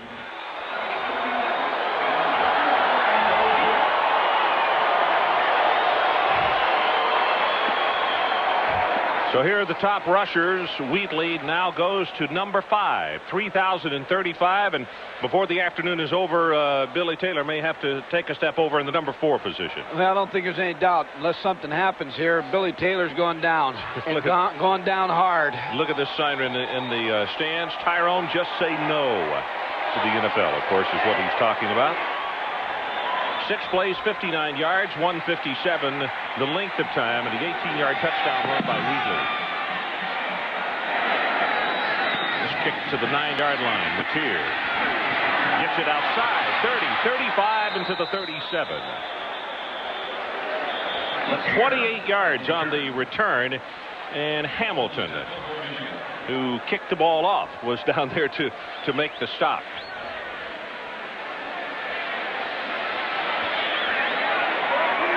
Number 6, famous number 6 in Detroit baseball history, Mr. Kaline, Al Kaline, for many years, which I know you knew, being the all-sports fan that you are, but you have to understand, I pull for the White Sox for some reason. I'm a Tiger I was fan. not Gage a Tiger Brown, fan. let me tell you something. Oh, number 26 from my hometown was the best. Pressure still gets it away, and that's a good grab by Brown as he'll catch it and be down to the 42. I mentioned in the starting lineups, Mike, one of the guys that Gary Moeller just goes on and on and on about is Buster Stanley. And maybe we'll have an opportunity to keep an eye on him on this series. He wears number 60. I know he's one of the co-captains, and he will play in at least one of the All-Star games. I believe the Senior Bowl is the one that he's scheduled for.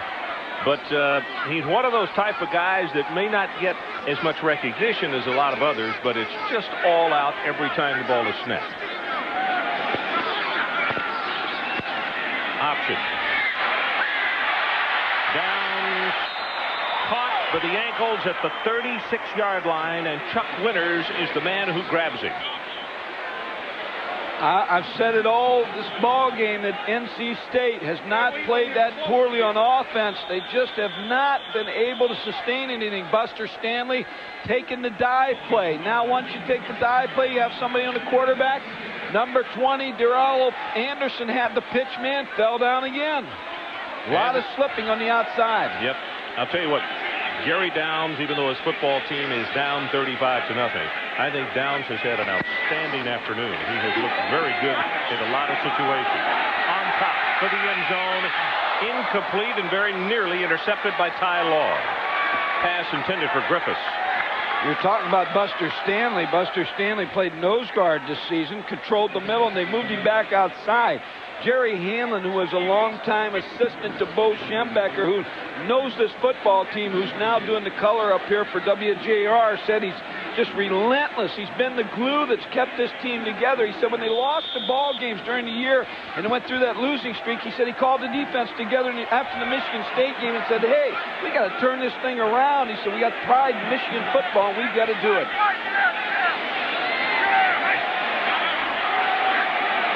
Shotgun, dumps the pass over the middle, and again it is to Downs, and he'll take it inside the 25 to the 23-yard line. Mike, when you look at the last 3 games that Michigan played, they scored 111 points and only gave up 17. And you look at what has happened here today, 5:34 left in the third quarter. They have added 34 more, and the Wolfpack is yet to get on the scoreboard. Well, you said it earlier. They're the best 7-4 team in the country. Of course, they're going to be 8-4 here before long, but there's no doubt it's a talented football team.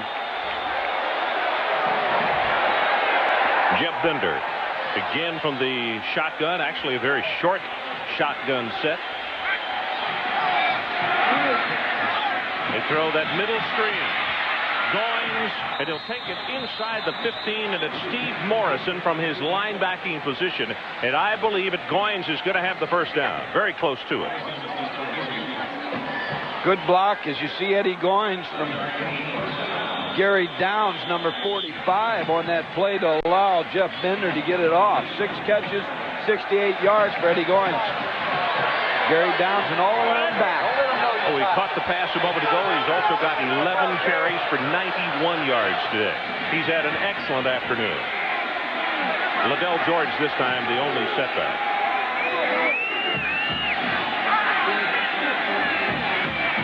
Bender looking, got a man in the end zone, and touchdown. Brian Fitzgerald.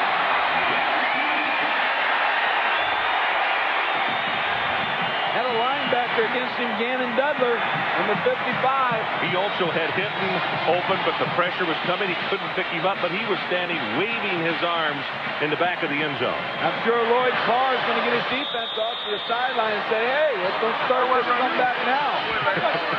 35-7. If they make the extra point, 4:53 still on the clock here in the third quarter. Vitasek to attempt the extra point. And he knocks it home, so it's a 35-7 ball game. Well, an NCAA basketball doubleheader coming up on Tuesday. Iowa and Ohio State. That is a 7:30 Eastern time start. And then immediately following that one, it will be Vanderbilt and Kentucky at 9:30. Doubleheader on Tuesday evening right here on ESPN. Larry Conley and I will be up in Columbus, Ohio to take a look at Lawrence Funderburk and company. The Iowa Hawkeyes come to town, and that's a difficult place, although Ohio State is trying to get all their numbers together in basketball. Still, it's a tough place to come in and play. St. John's Arena, right? Mm-hmm.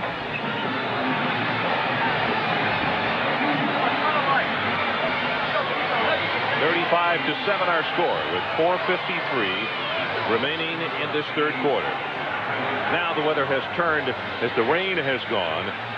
The temperature now starts to go up much akin to what it's been. As we had mentioned, it's been a very nice week here in Tampa.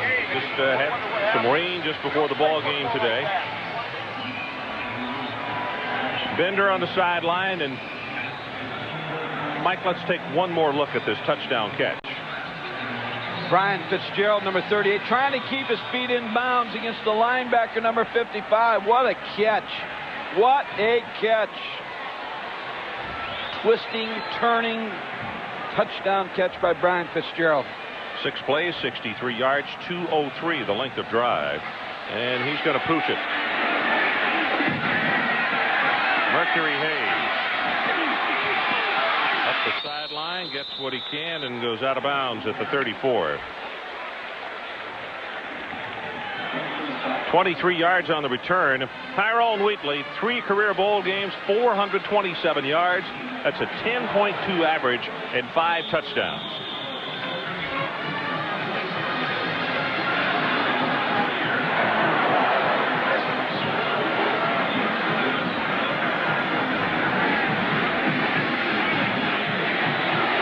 Ed Davis will come in replacing Wheatley right now.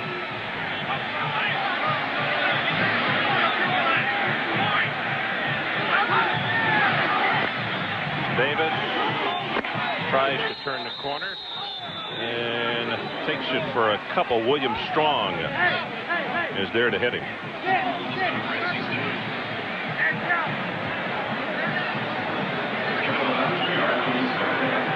North Carolina State defense, Ron, has given up 190 plus yards in 6 games this year. Because of their size to the front, they lost some defensive linemen early to injury.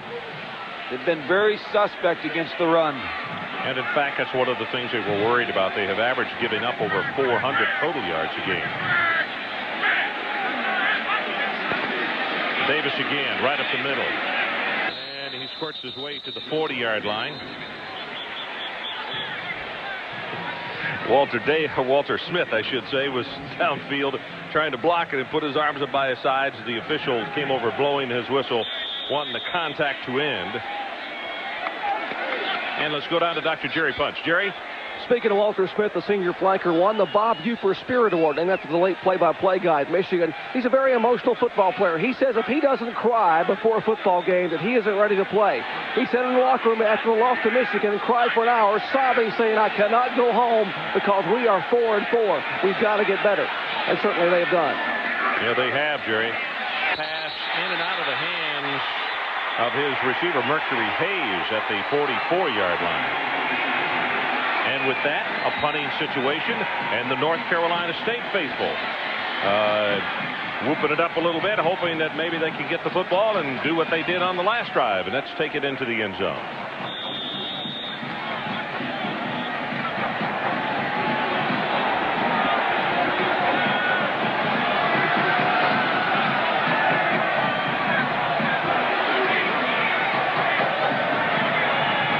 Stapleton to kick it away. Waits for the snap back at the 26. That's Lavelle George in a single safety.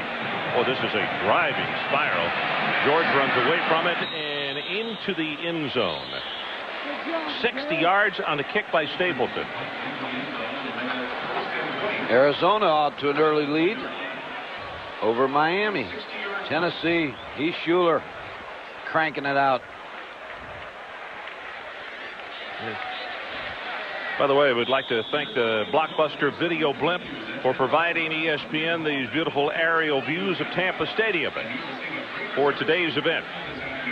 We said it is now turning into a very pleasant day here in Tampa, Florida for this 1994 edition of the Hall of Fame Bowl.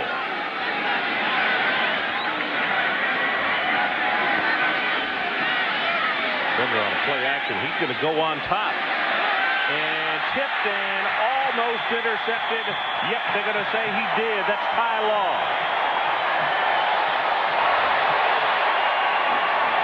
Had it all the way, Ron, and what Michigan was counting on is that North Carolina State would try to go for the home run to Eddie Goins on the post route.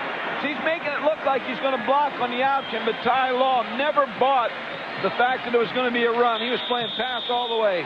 What an interception. Boy, that really was a good one. Hard to tell from here whether he maintained possession, but he did. That is the 5th turnover for North Carolina State. 2 fumbles and now 3 interceptions. Ty Law didn't start the ball game today for what we were told unexplained disciplinary reasons. Pass over the middle here, caught by the tight end Jones, and he is loose down the sideline. And look at the big man run inside the 20 to the 16. Strong had to jump on his back and bring him down. And he's a good-looking athlete. Mercury Hayes, number 9 with a block, and I talked about it earlier in the broadcast that Buddy Green was talking about the wide receivers from Michigan, how well they blocked. And Mercury Hayes, will see if we can pick up his block, number 9. There it is. There's the block that sprung Damon Jones for big yardage, but the 6'5", 250-pound freshman with a big reception. Boy, he can really run very well for 6'5", 250. And there's Mercury Hayes. Good block.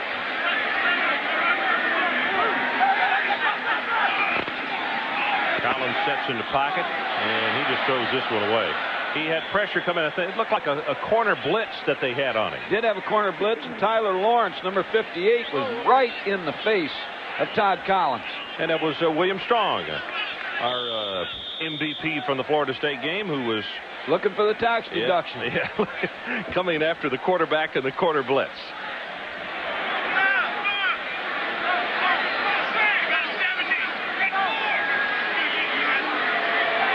Second down for the 16. Ricky Powers cuts it back up the middle, cuts it again at the 5, and he will score.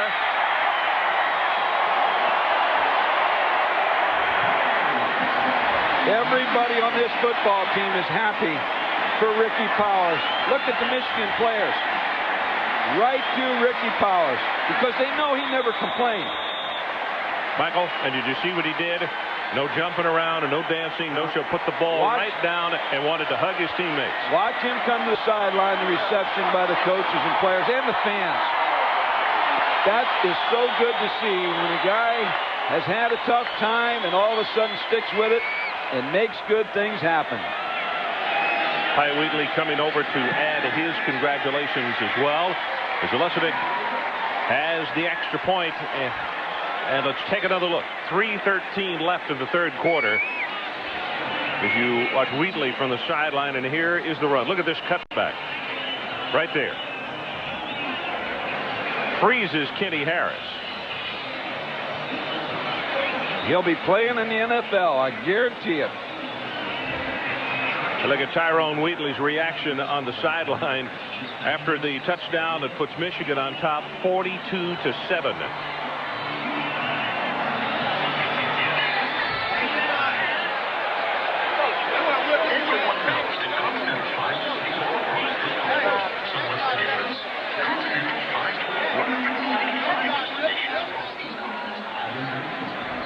Long afternoon for Michael O'Kane. Well, Penn State has scored, come back within 3 of Tennessee. And Miami was a team struggling at the end of the year. Now, offensively, they've had some problems. And they run up against the defense out there. I thought maybe that game would end 3-2. You know, I did too. Because when we saw Arizona, they had quarterback injuries, but that offense was just not the prettiest thing in the world. No, but their defense is something now. Yep. They do a great job at Arizona on defense.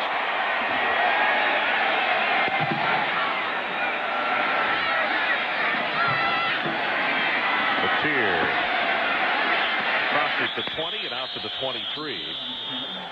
Well, Sunday night in the National Football League, it is the final regular season weekend, and tomorrow evening it will be the Jets taking on the Oilers, as the Jets trying to fight against all the odds for an AFC position in the playoffs. The Oilers are there. They'd love to have home field tomorrow night, 8 o'clock Eastern time. Our buddy Mike Patrick will be there with Joe Theismann, bring you up to date as to what's happening down in the Astrodome, and that place will be loud tomorrow evening. Mike Patrick right now is nervous for the West Virginia game. That's his game he's waiting on tonight. Bender hit from behind, loses the ball. Did he hold on to it? That's Matt Dyson, who was catching him from his blind side.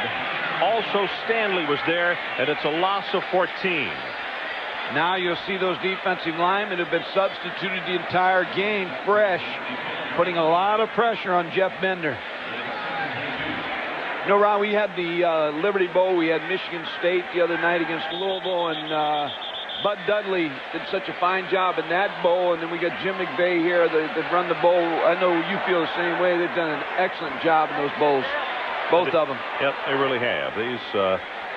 These people down here in Tampa, what a great luncheon.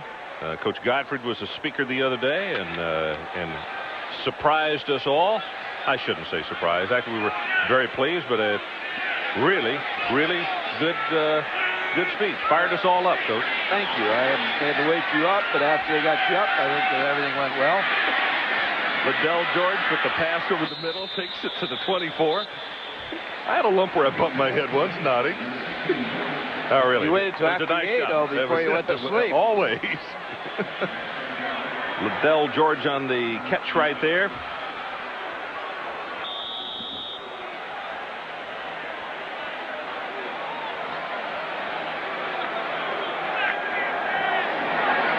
(42-7). Under 2 minutes to play, third quarter. Harvey operates the quarterback. Bender took a really tough shot a minute ago as he got sandwiched. Pressure to the outside again from Diastos. It's complete at the 30. And Goins just simply could not get away from 28, Deion Johnson. So it's going to be a 4th down situation. North Carolina State will have to punt it back again. The thing that North Carolina State wanted to do in this ball game, we had them the last game of the season against Florida State. Of course, they got thrashed by Florida State. They said we wanted to come to a bowl game to redeem ourselves, but they've run into another team that's hot, like a Florida State. Michael O'Kane just had a bad luck in the draw because he's got a good football team, but he's run into 2 very solid teams back to back. Yeah, how about that to put on your schedule? Florida State and Michigan back to back. Good coverage kick, very high. Toomer is back this time, and from the 31, looks for a spot to run. Gets to the sideline, can't get there. And let's go down to the sideline, Dr. Jerry Punch. Jerry? Ron, thank you. I'm with a very important family here, a family that's got a big decision to help a youngster make. I'm talking about the Wheatley family, a couple uncles here, Terrell and Terry, and Aunt Tina, but Grandmother Louise. And Grandma, I know that the youngster looks to you for a lot of advice. Now, what have you told Tyrone about the decision he has to make in the next 10 days? Can I say something? Number one, I love Tyrone, and I want him to do the most important thing for him in his life, and I want him to be very, very happy in his choosing, but we'll be behind him all the way. So there's a lot of folks back in Ann Arbor saying, stay, stay, stay. Are there people in the family who want him to go? Well, I feel like that it is. I'm quite sure that it is for him to go pro. I would like for him to go pro to do the best of his ability. I don't know nothing else to say. That's Grandma. Let's ask Tina. Let's ask the aunt. Now, Tina, what about the contingent in the family outside Grandma? What's the family consensus? Okay, the family contingent is split. Some of us are saying to go pro, and some of us are saying for him to stay, but we would really, truly like for him to do whatever he would like to do, and we're behind him either way, 100%. We're behind Tyrone. Well, he didn't get a lot of help from the family. A tough decision for Tyrone Wheatley, and he has to make it before January the 10th. Ron? Okay, thanks, Dr. Punch, and for the Wheatley family. We are headed to the final 15 minutes of the 1994 Hall of Fame Bowl.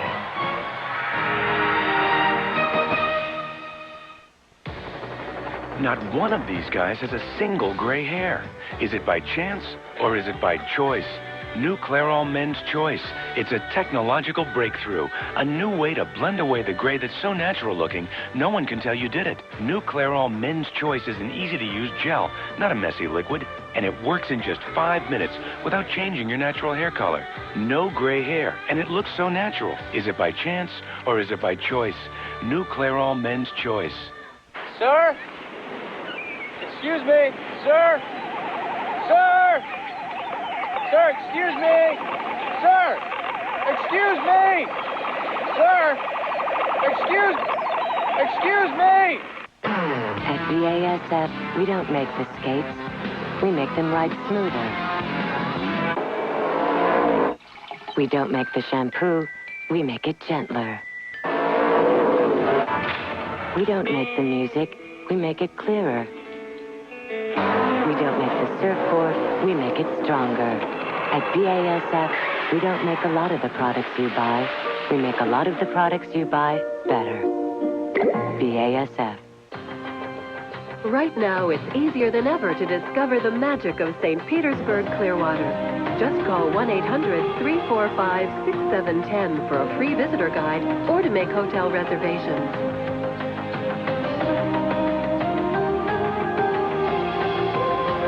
Visit the beaches of St. Petersburg, Clearwater, Florida, where the magic lasts a lifetime.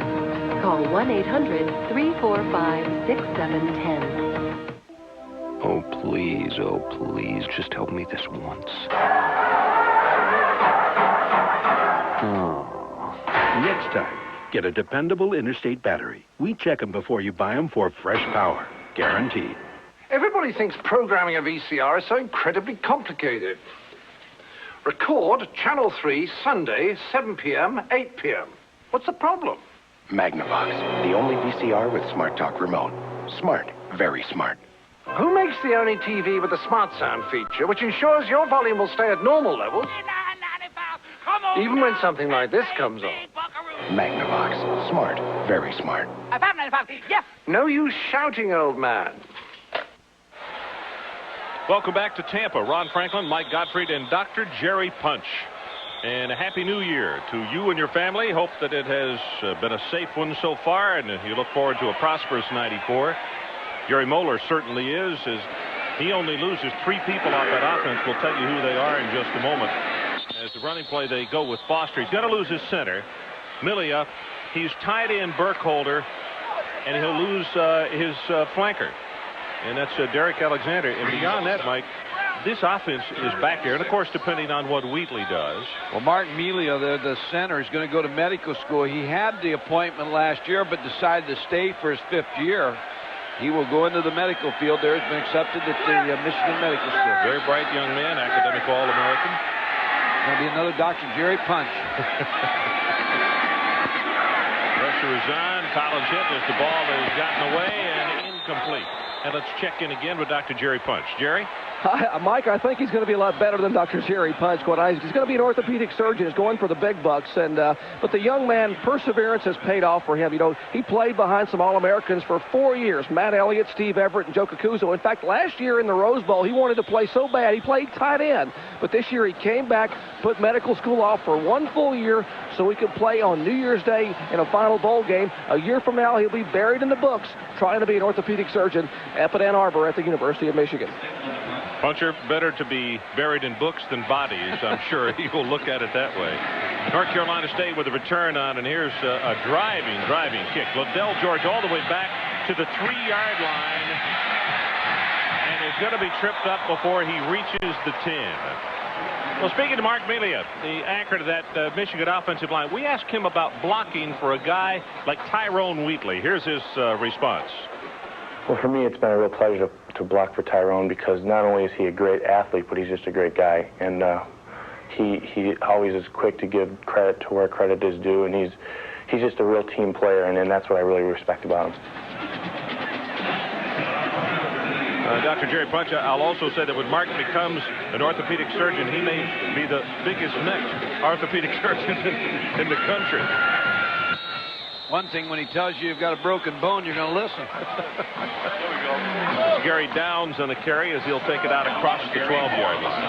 42-7 our score as Harvey is back in the ballgame. Bender, as we mentioned, received a very hard shot when he was double-teamed, or sandwiched in between 2 tacklers at the end of that third quarter, and we haven't seen him since then. Ron, there was a surprise. Virginia ahead. Their ball game 7-0.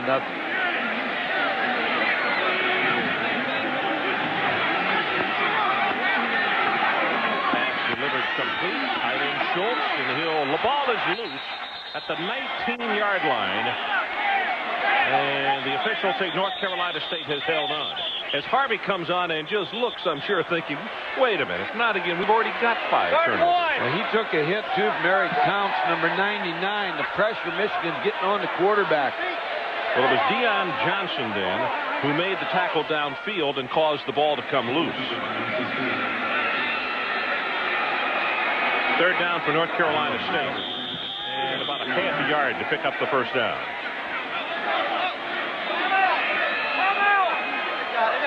And you can hear Coach on the sideline saying the timeout. We don't want to get a delay of game.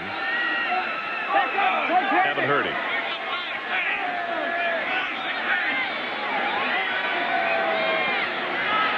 Here they come.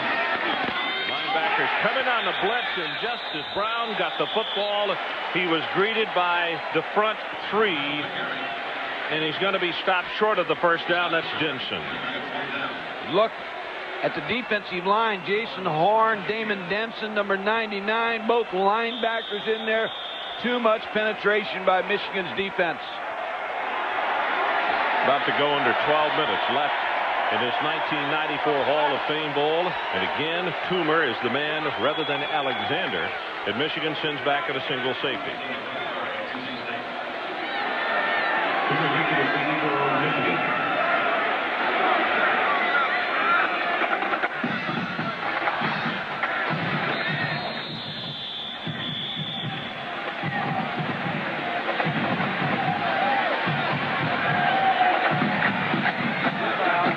Delay of game, offense.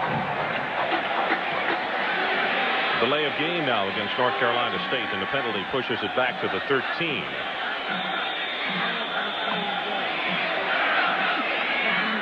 The benefit of the bowl game for North Carolina State gave them an opportunity to practice their young players. Talked about the other night at the Liberty Bowl. When you go to a bowl game, it's like having extra spring practice for your younger players. They'll benefit from it. Toomer retreats all the way to the 40, tries to return up the middle, and he is going to make it to the 50-yard line. Harper was the first man of the special teams to grab him. So let's take a break. Michigan by 35.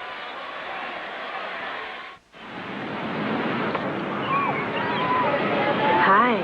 Is this space taken? No. Then I'll sit down. You want a Bud Light? Not yet.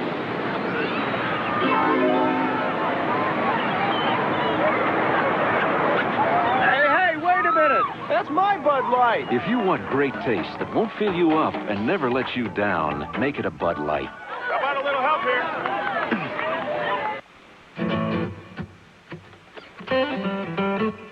What's in the bag?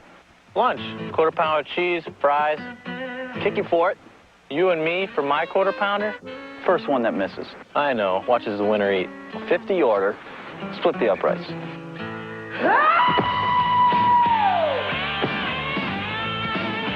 Barefoot. Helmet on backwards. Split the uprights.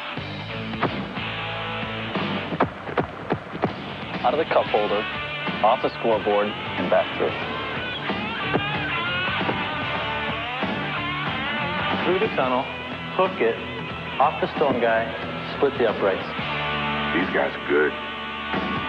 What you want is what you get in McDonald's today. Over the mountain, off the freeway, through the tunnel, off the scoreboard,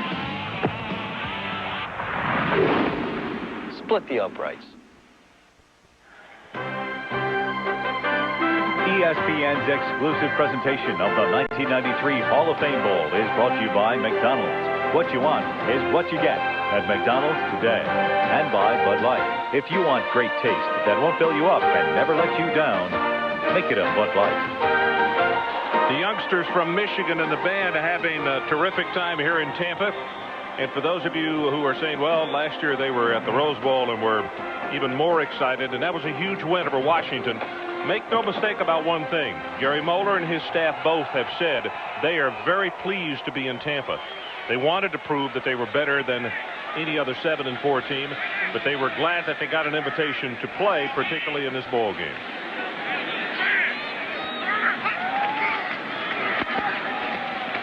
Davis. And the second tailback for the Wolverines, tackled by Bell and also Johnson. Let's show you a rushing graphic here, which I think tells a lot as far as this season for the Michigan football team. In 7 wins, average per game, Mike, 232. But look at today's ball game. And they're heading in that direction. They've controlled the line of scrimmage. They've run the football. They got in that comfort zone that Michigan likes to get into. And also, when you look back at those games that they lost, rushing totals were not nearly that good. Almost a smile from Mo, and we still got 10:39 left in the ball game. Ritchie, John Ritchie, who is a freshman at fullback, replacing Shea Foster, gets the carry straight ahead. John Ritchie's an interesting story also. He speaks fluent Spanish. He's taken Japanese and Russian, plays 5 musical instruments, writes music and poetry, and the other night in the hotel he was playing the piano for the Michigan coaches. Well-rounded young man. Sounds a little bit like my background. Well, when you playing for the coaches, you mean?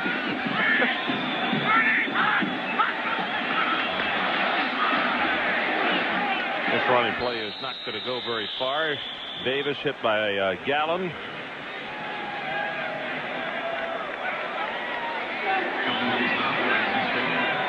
Well, this is a look at Damian Covington. Being blocked by Damon Jones, 85, trying to get off the block to make the play.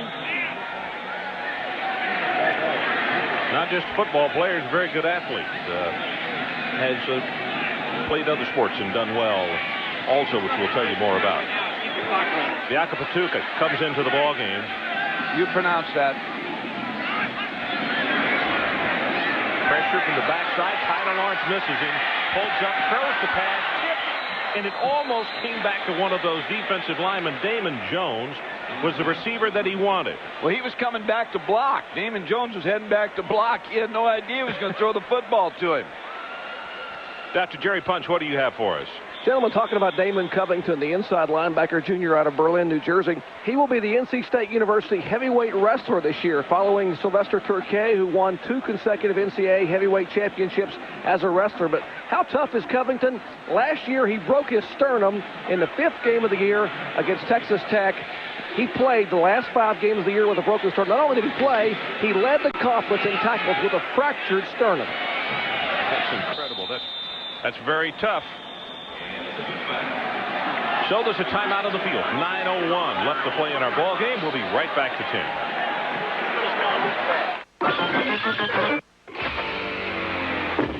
This year, don't just take it. Take it to the max. Office Max. 6,000 name brand office products, computers, business electronics, and furniture drastically discounted 30 to 70% every day. Office Max, our over 300 store buying power takes your savings to the max. Every day, we all find a way. A promise made, a promise kept, giving it our best. Napa, we're the most complete source for auto parts. And all Napa parts are backed by a nationwide warranty program. No wonder more Americans trust Napa to keep their vehicles running. We keep America running. We keep America running. They come every year before the big game. The Clump Brothers. Clump Brothers. Bluebird bucket. 15 pieces of original recipe or extra tasty crispy? Original recipe. Wrestle ya! But they can never choose between original recipe with 11 herbs and spices or extra tasty crispy marinated and extra crunchy. Get both. Both? 15-piece super buckets are just $9.99 each. We do chicken right. After you. After you. After you. After you. Well, in 1988 in the Hall of Fame Bowl, Alabama and Michigan. This was December. Bo Schembechler had undergone quadruple bypass surgery, so Gary Moeller was guiding the team in the Hall of Fame Bowl. Michigan took the lead late in the fourth quarter, and then Dave Arnold comes up with the big interception that stopped Alabama's final drive to put the game away, and Michigan won it 28-24.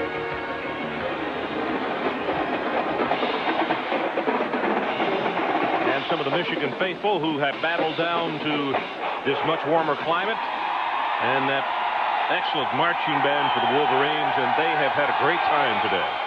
Looks as though they're going to make it 2 in a row in their Hall of Fame Bowl march. Harvey runs out of harm's way, still drifting. He's going to have to run this one and gets hit by Alfie Birch, who thinks better of picking him up, as Buster Stanley was the initial guy causing the pressure on Terry Harvey. Excellent coverage in the secondary by Michigan. As Mike had mentioned, 7-0. Virginia had jumped out in front of Boston College. You think really the hockey fans are looking at hockey today? You got to be looking at football. Hey? Hey, yeah. You know what I mean? Get to your TV sets. Watch football. We've had a few slap shots in this one, I'll tell you. Ball is loose again. Harvey gets on it. Dr. Jerry Punch, what do you have? Well, you mentioned Terry Harvey, still in the football game, guys. Jeff Bender, the junior quarterback, came out a couple of series ago, took a lick to the head, and had some cobwebs. He said his memory is intact. He doesn't have any amnesia, but he still has a little trouble with his vision, trying to clear. He's seeing about 35 or 40 Michigan defenders instead of 11 on the field. He's awake and alert. They don't think it's a concussion, but I doubt we'll see him back in the game today. Well, I certainly hope so. That was the shot we were talking about where he got sandwiched. He really took a hit.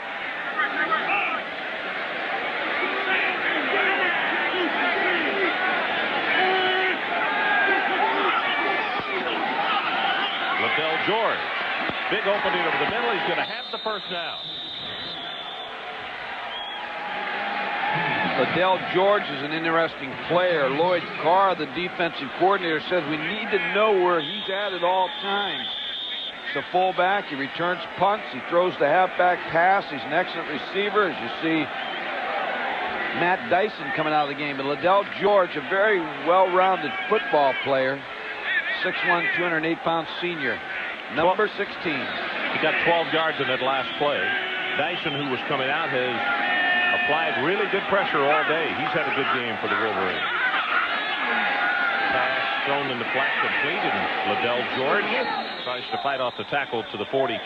By the way, I'll bet Lloyd Carr didn't tell you this, but he is extremely proud of his daughter, Emily. Hit 2 free throws to help their team win the state championship up there. He did tell you about that. No, he didn't. I was just kidding you. Well, Emily is the one who did it. And he was there, got to see it.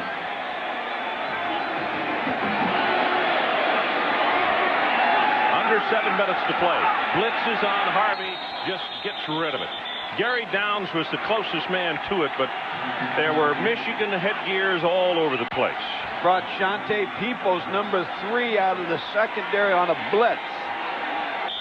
Michigan's had a lot of success today blitzing North Carolina State quarterback Terry Harvey and Jeff Bender. And that started, it started all year for them, but Florida State was really the team that blitzed North Carolina State in that a lot in that route that they had down there. They never really given a chance offensively.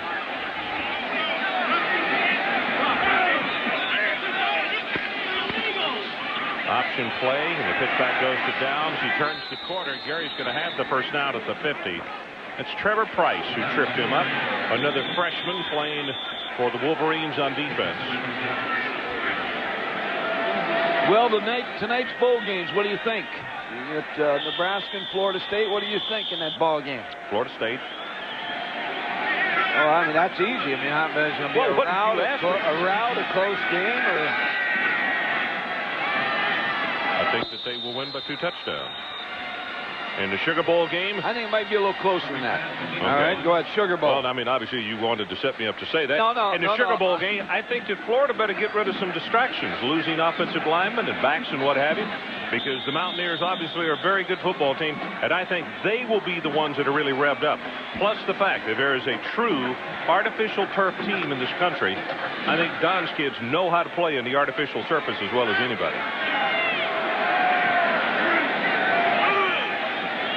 Notre Dame and Texas A&M, what do you think? Notre Dame in a very close ball game. That ball is picked off at the 33-yard line, and it's Steve King, the reserve free safety.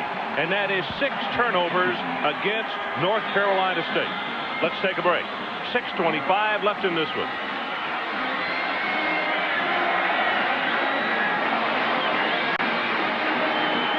Now when you use AT&T Long Distance, you can get free minutes and frequent flyer miles. Introducing True Rewards, only from AT&T, so true friends can earn rewards just for talking. So I called back home and said, Dad, I'm considering a tattoo. Don't even think about it, I said. But I already knew. Too late. Each month you spend $25 or more, you'll get points good for free minutes and frequent flyer miles on Delta, United, or U.S. Air. Call now and we'll triple the reward during your first full month. So go ahead, talk more, earn more. What could he say? He has one. True Rewards. No other company offers both AT&T minutes and miles on so many flights all over the world. So stay close to your true friends and sign up now. It's free. But I was young and stupid and innocent. Okay, so I'm not so innocent. So call. Get closer. Get your rewards tripled during the first full month. Call now. It's free. True Rewards. Only from AT&T. Your true voice.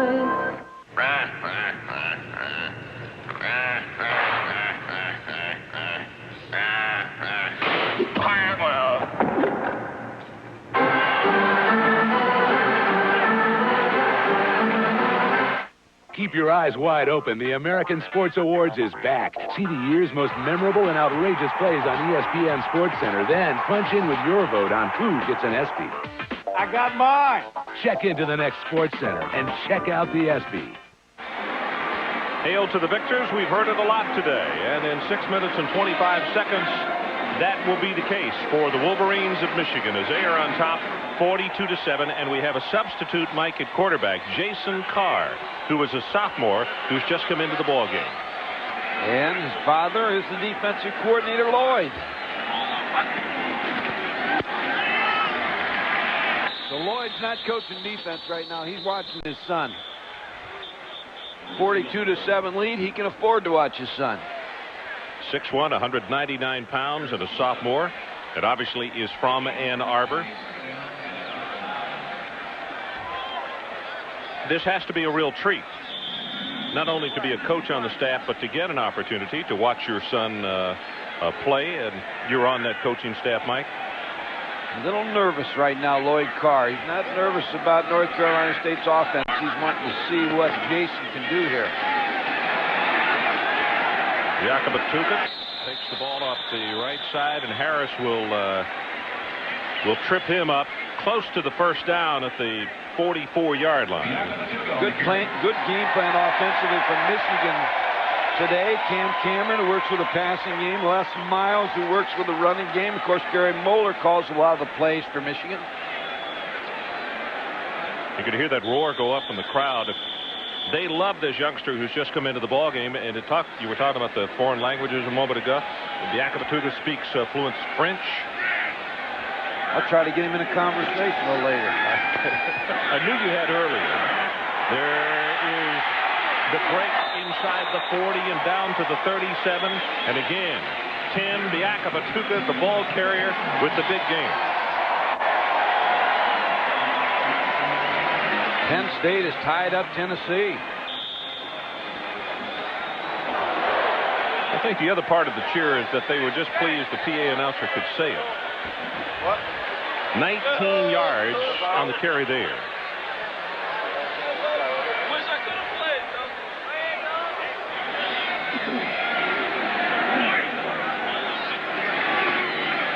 Here we go with the fullback again, John Ritchie.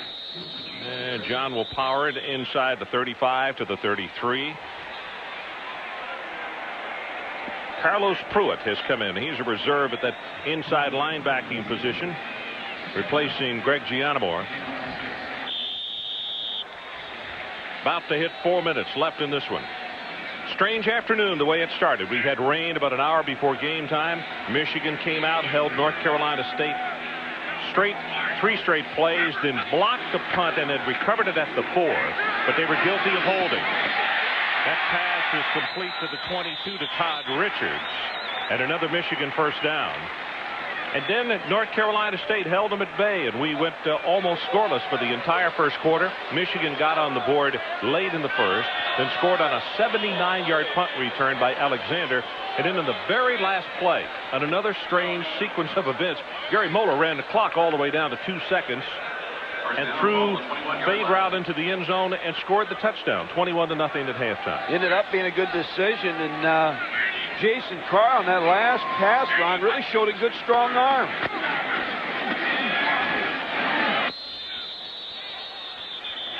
This time Tim will take it down to the 20 for a gain of a couple.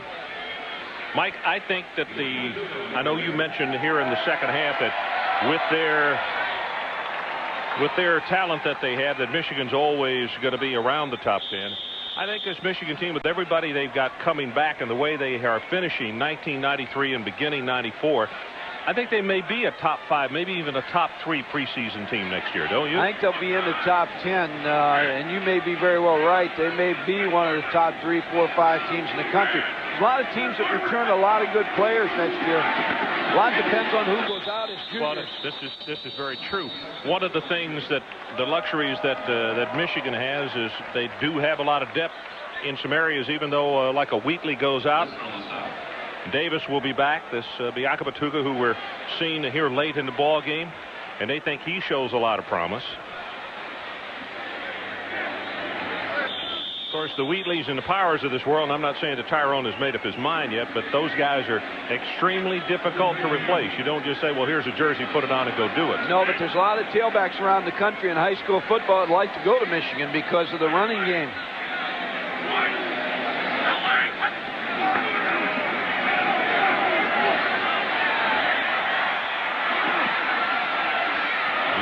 And he's going to come out of bounds instead of going down, and that's actually going to cost his ball club about 40 seconds on the clock.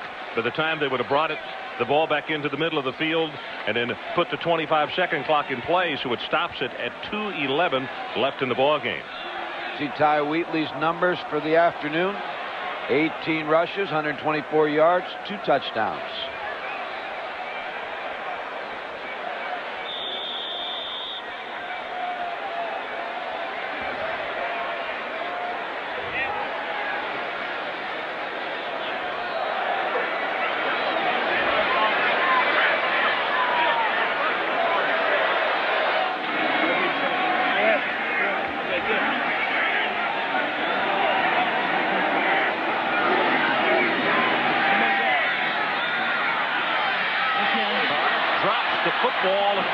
comes out of bounds. Well, undoubtedly, he played basketball as well. Good dribbler. 2:03 left. Now his dad, there's Lloyd Carr. Now I got to start coaching again. I got to quit being a fan now and start coaching again.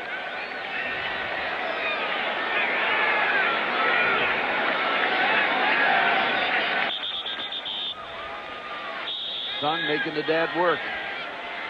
So the defense comes back on the field as Michigan does not pick up the first down, and Terry Harvey comes back on with just over 2 minutes left in this one. His club down 42-7 to Michigan.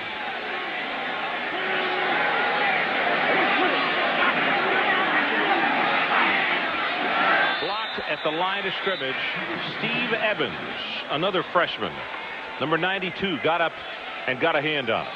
Strategy by Greg Madison and Lloyd Carr and the entire defensive staff of rotating defensive linemen and linebackers early in the ball game has paid off in the second half because they have really pressured the North Carolina State quarterbacks. Commend Lloyd Carr and Gary Moeller for excellent plans today.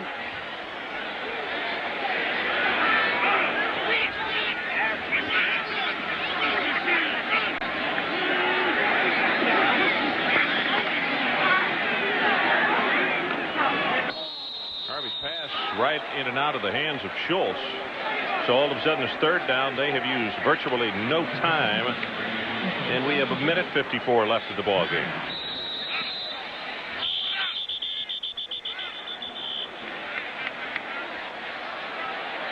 That's Steve King, number 27, that's injured. Mike, I can't get his number, but it is one of the Michigan defensive backs who was down at the 35. Well, while we got a couple of seconds here, let's talk about basketball coming up. Big Monday, Nebraska at Iowa State. That's the first game, 9 o'clock Eastern time. Then, midnight, Virginia and UNLV. That at around midnight Eastern time on Big Monday. So it's Nebraska, Iowa State, Eric Piakowski and company. In Virginia and UNLV. Ron, it's Woodrow Hankins, number 23, that I believe is injured.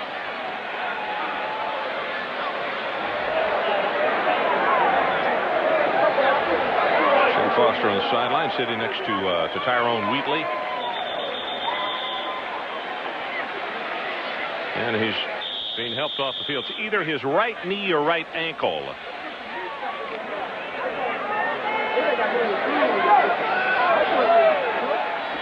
He's out of Owasso, Oklahoma. Not too far from Tulsa.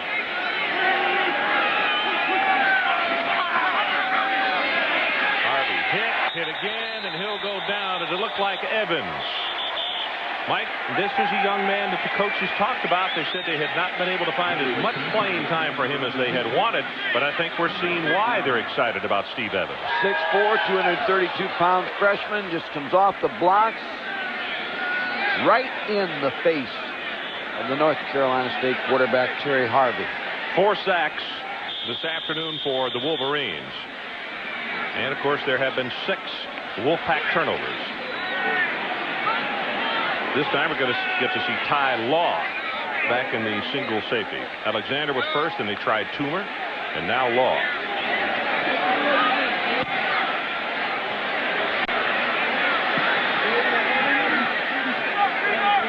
End over end kick. It's going to go dead at the 42. So it's a 39-yard kick, and we have 58 seconds left in the ball game.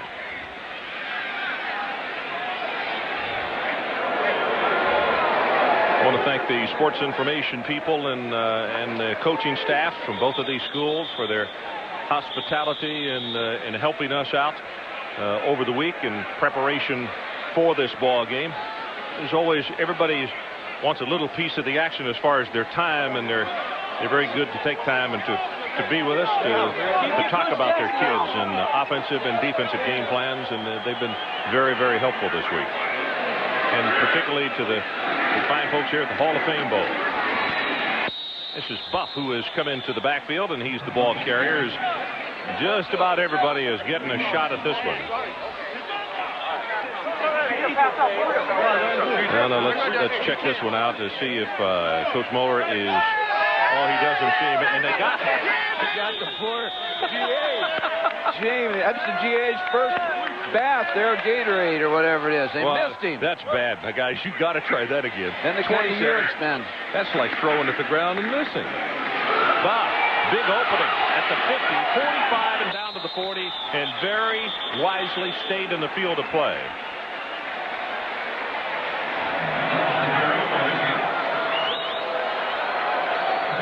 They've been impressive today, Ron.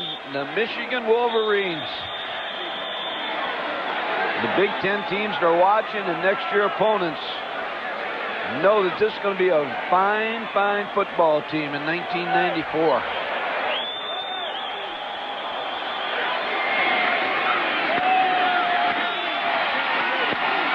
Buff again, 2 seconds, one, and this one is history. The 1994 Hall of Fame Bowl is history. 42-7 Michigan, and let's go down to Dr. Jerry Punch. Jerry. What a day here in Tampa, guys. 18 carries, 124 yards, and Tyrone Wheatley 2 touchdowns. Does the effort today make it easier to make a decision or tougher? Well, you know, I just came out to play this ball game, and I was playing this ball game for Michigan, you know, not for me to make a decision on whatever, you know, to leave or to stay. You know, things are still here. My heart is at Michigan, and you know, on the bus ride back to the hotel, airplane back to Michigan, my heart is still with Michigan. So I don't know it. You know, I'll probably make the decision when I get back to Ann Arbor. We talked to your grandmother Louise and some of the family. They said they're behind you 100%. Are you getting some input from the family as to which way you should lean? Well, you know, they said it's my life, and it's, you know, I worked hard to get here, and only I should make the decision. You know, they just said they'll back me up 100% on whatever I do. Concerned at all about coming back next year? You got a great nucleus here at Michigan. How important would the Heisman Trophy be for you if you can come back and win it? It's a very, very important. It's right. It ranks number one along with, you know, every child's dream to play in the NFL. You know, some things go in chronological order, some things don't. You know, and you know, like I said, that's just some things I have to think about when I get home. Well, you're standing here smiling, and there's a guy beside you, Gary Moeller, head coach at Michigan, who's smiling. And Coach, congratulations on an outstanding effort today. Well, I think the kids had a good effort. And you're always concerned about that in bowl games because you see so many crazy things happen. And I think we kind of regained that focus we had at the end of the year, and that was helpful. We talked to this young man about the decision he has to make. The efforts today doesn't make it any easier. I know you probably support his decision, but have you been able to give him any advice at all? Well, we've talked a little bit, but we aren't going to make any decisions before this game. And obviously he has some decisions to make. And the biggest thing is we make the correct decision for Tyrone Wheatley, because if it's not in the best interest of the student athlete, why do it? The guys upstairs talked about, you know, what is the correct decision? I mean, it's hard to make one now. They say, you know, what value do you put on your last year of college? Well, you put a lot on it because it's a year you can never buy back out of your life, and you gotta go through a number of other things, and a lot of other things you might want to accomplish that's not in the NFL, and yet we all understand money. Well, money is one thing, but Heisman trophies don't come but once in a lifetime. And have you talked to Desmond Howard or Hopalong Cassidy, any of the folks down here who won the Heisman? Have they told you what it means to them? I talked to some of the guys, and they say it's a very, you know, very prestigious trophy to have. You know, it's something that you can have with you for the rest of your life. And, you know, like I said, I just have to make a decision when I get back to Ann Arbor. Guys, congratulations on a big victory. Thank you very much. Thank you. We'll be back to Tampa Bay. It's a Michigan win for the Wolverines, 42-7, the 8th annual Hall of Fame game here at Tampa Bay Stadium.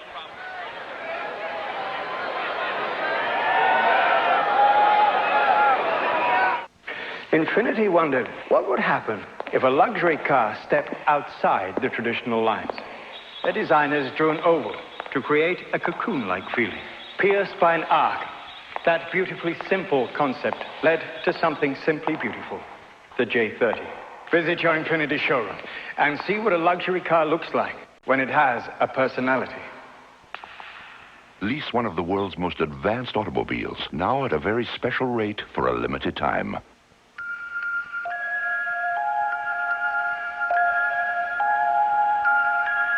You never know when the blitz is on, but if you don't pick it up on time, you're looking at a 300-pound Sandman. Madden NFL 94 for Sega Genesis and Super NES. Full season schedule and bigger, faster players ready to tuck you in. If it's in the game, EA Sports. It's in the game.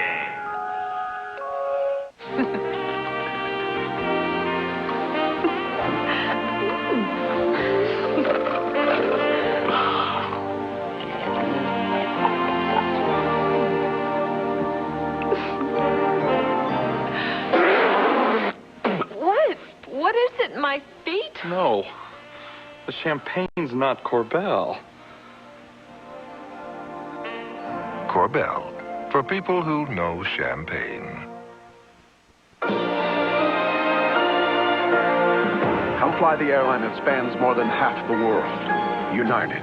Come fly the friendly skies. 42-7, Michigan wins it over North Carolina State today in the Hall of Fame Bowl beginning 1994. And Mike Gottfried, very quickly as we wrap up this ball game, I go back to something that Bo Schembechler told both of us in Las Vegas a couple of weeks ago. We were out there to do the bowl game. And that is this Michigan team got over its injuries. It's also got over its youth, so to speak. And they were a hungry football team. And he kind of halfway thought something like this might happen in this football game. And they really showed their wares today. Ron, they're playing as well as anybody right now, because the Ohio State game they totally dominated, and here today they really just dominated NC State. They're a solid team. All right, let's talk about number one. As a last effort here before we go off the air, what's your last feeling? 1989, I know that sticks in your mind. Well, it does. 89, we're operating under different rules now. In 89, we said it was a team, the head-to-head competition. Miami beat Notre Dame head-to-head, even though Notre Dame supposedly played the tougher schedule. Now we're into 1993, and we're saying that head-to-head doesn't matter anymore. Florida State played the toughest schedule, but I think Notre Dame has a legitimate complaint. I think West Virginia has a complaint. In 84, BYU won the national championship. 11-0 beat a 6-5 Michigan team in the Holiday Bowl, and here's West Virginia undefeated. So I think when the smoke clears tonight, if things go the way everybody thinks they're going to be, there's going to be about 2-3 teams that are going to lay claim to the national championship. Hopefully the games later today will take care of that business. My one thought about what you're saying, and I keep talking about power rating, and I do think it is very important. I do think that Notre Dame, maybe, although they were beaten by a team that was rated lower, I think that they should get more consideration. But Florida State being in a position to score in the last play of the game, I think that's one of the reasons they got as much consideration as they did as far as vaulting back into the either number 1 or number 2 spot after BC won over Notre Dame, don't you? Well, yeah, you're right, but you hear a lot of people say, well, you know, Notre Dame lost at the last game of the year, and you can't lose at the last game of the season. They played Florida State at home. Hey, I don't care where they played them at. They played them, they beat them. They could have played them at Florida State. They could have beat them at Notre Dame. They could have played them in the mall. They won. They won the game head-to-head, and you have to take that into consideration. Do you think realistically? I thought at the beginning of the year we were going to have a playoff, and I started hearing midway of the season a lot of administrators all of a sudden were changing their mind. Do you think realistically within a couple of years we're going to have one, Mike, or do you think we're drifting further away? I don't think we're drifting further away, but I think a lot of things have to happen to have one. That's why I said earlier in the broadcast, I think it's time for a commissioner of college football. It's time for a commissioner of college basketball. It's too big, and there's too many schools that vote on issues that don't even involve them. Okay, we're going to take a break. We'll be back with some final thoughts from Tampa, Florida. Right now, let's pause for this. With 15,000 full liability, this isn't car insurance. This is automobile insurance. Just multiply the premium by the maturity period, and this is killer life insurance. Plus the additional property coverage, and this is concrete homeowners insurance. With guaranteed tracking and guaranteed 10:30 a.m. delivery for up to 35% less than the competition. This is career insurance. Only from UPS.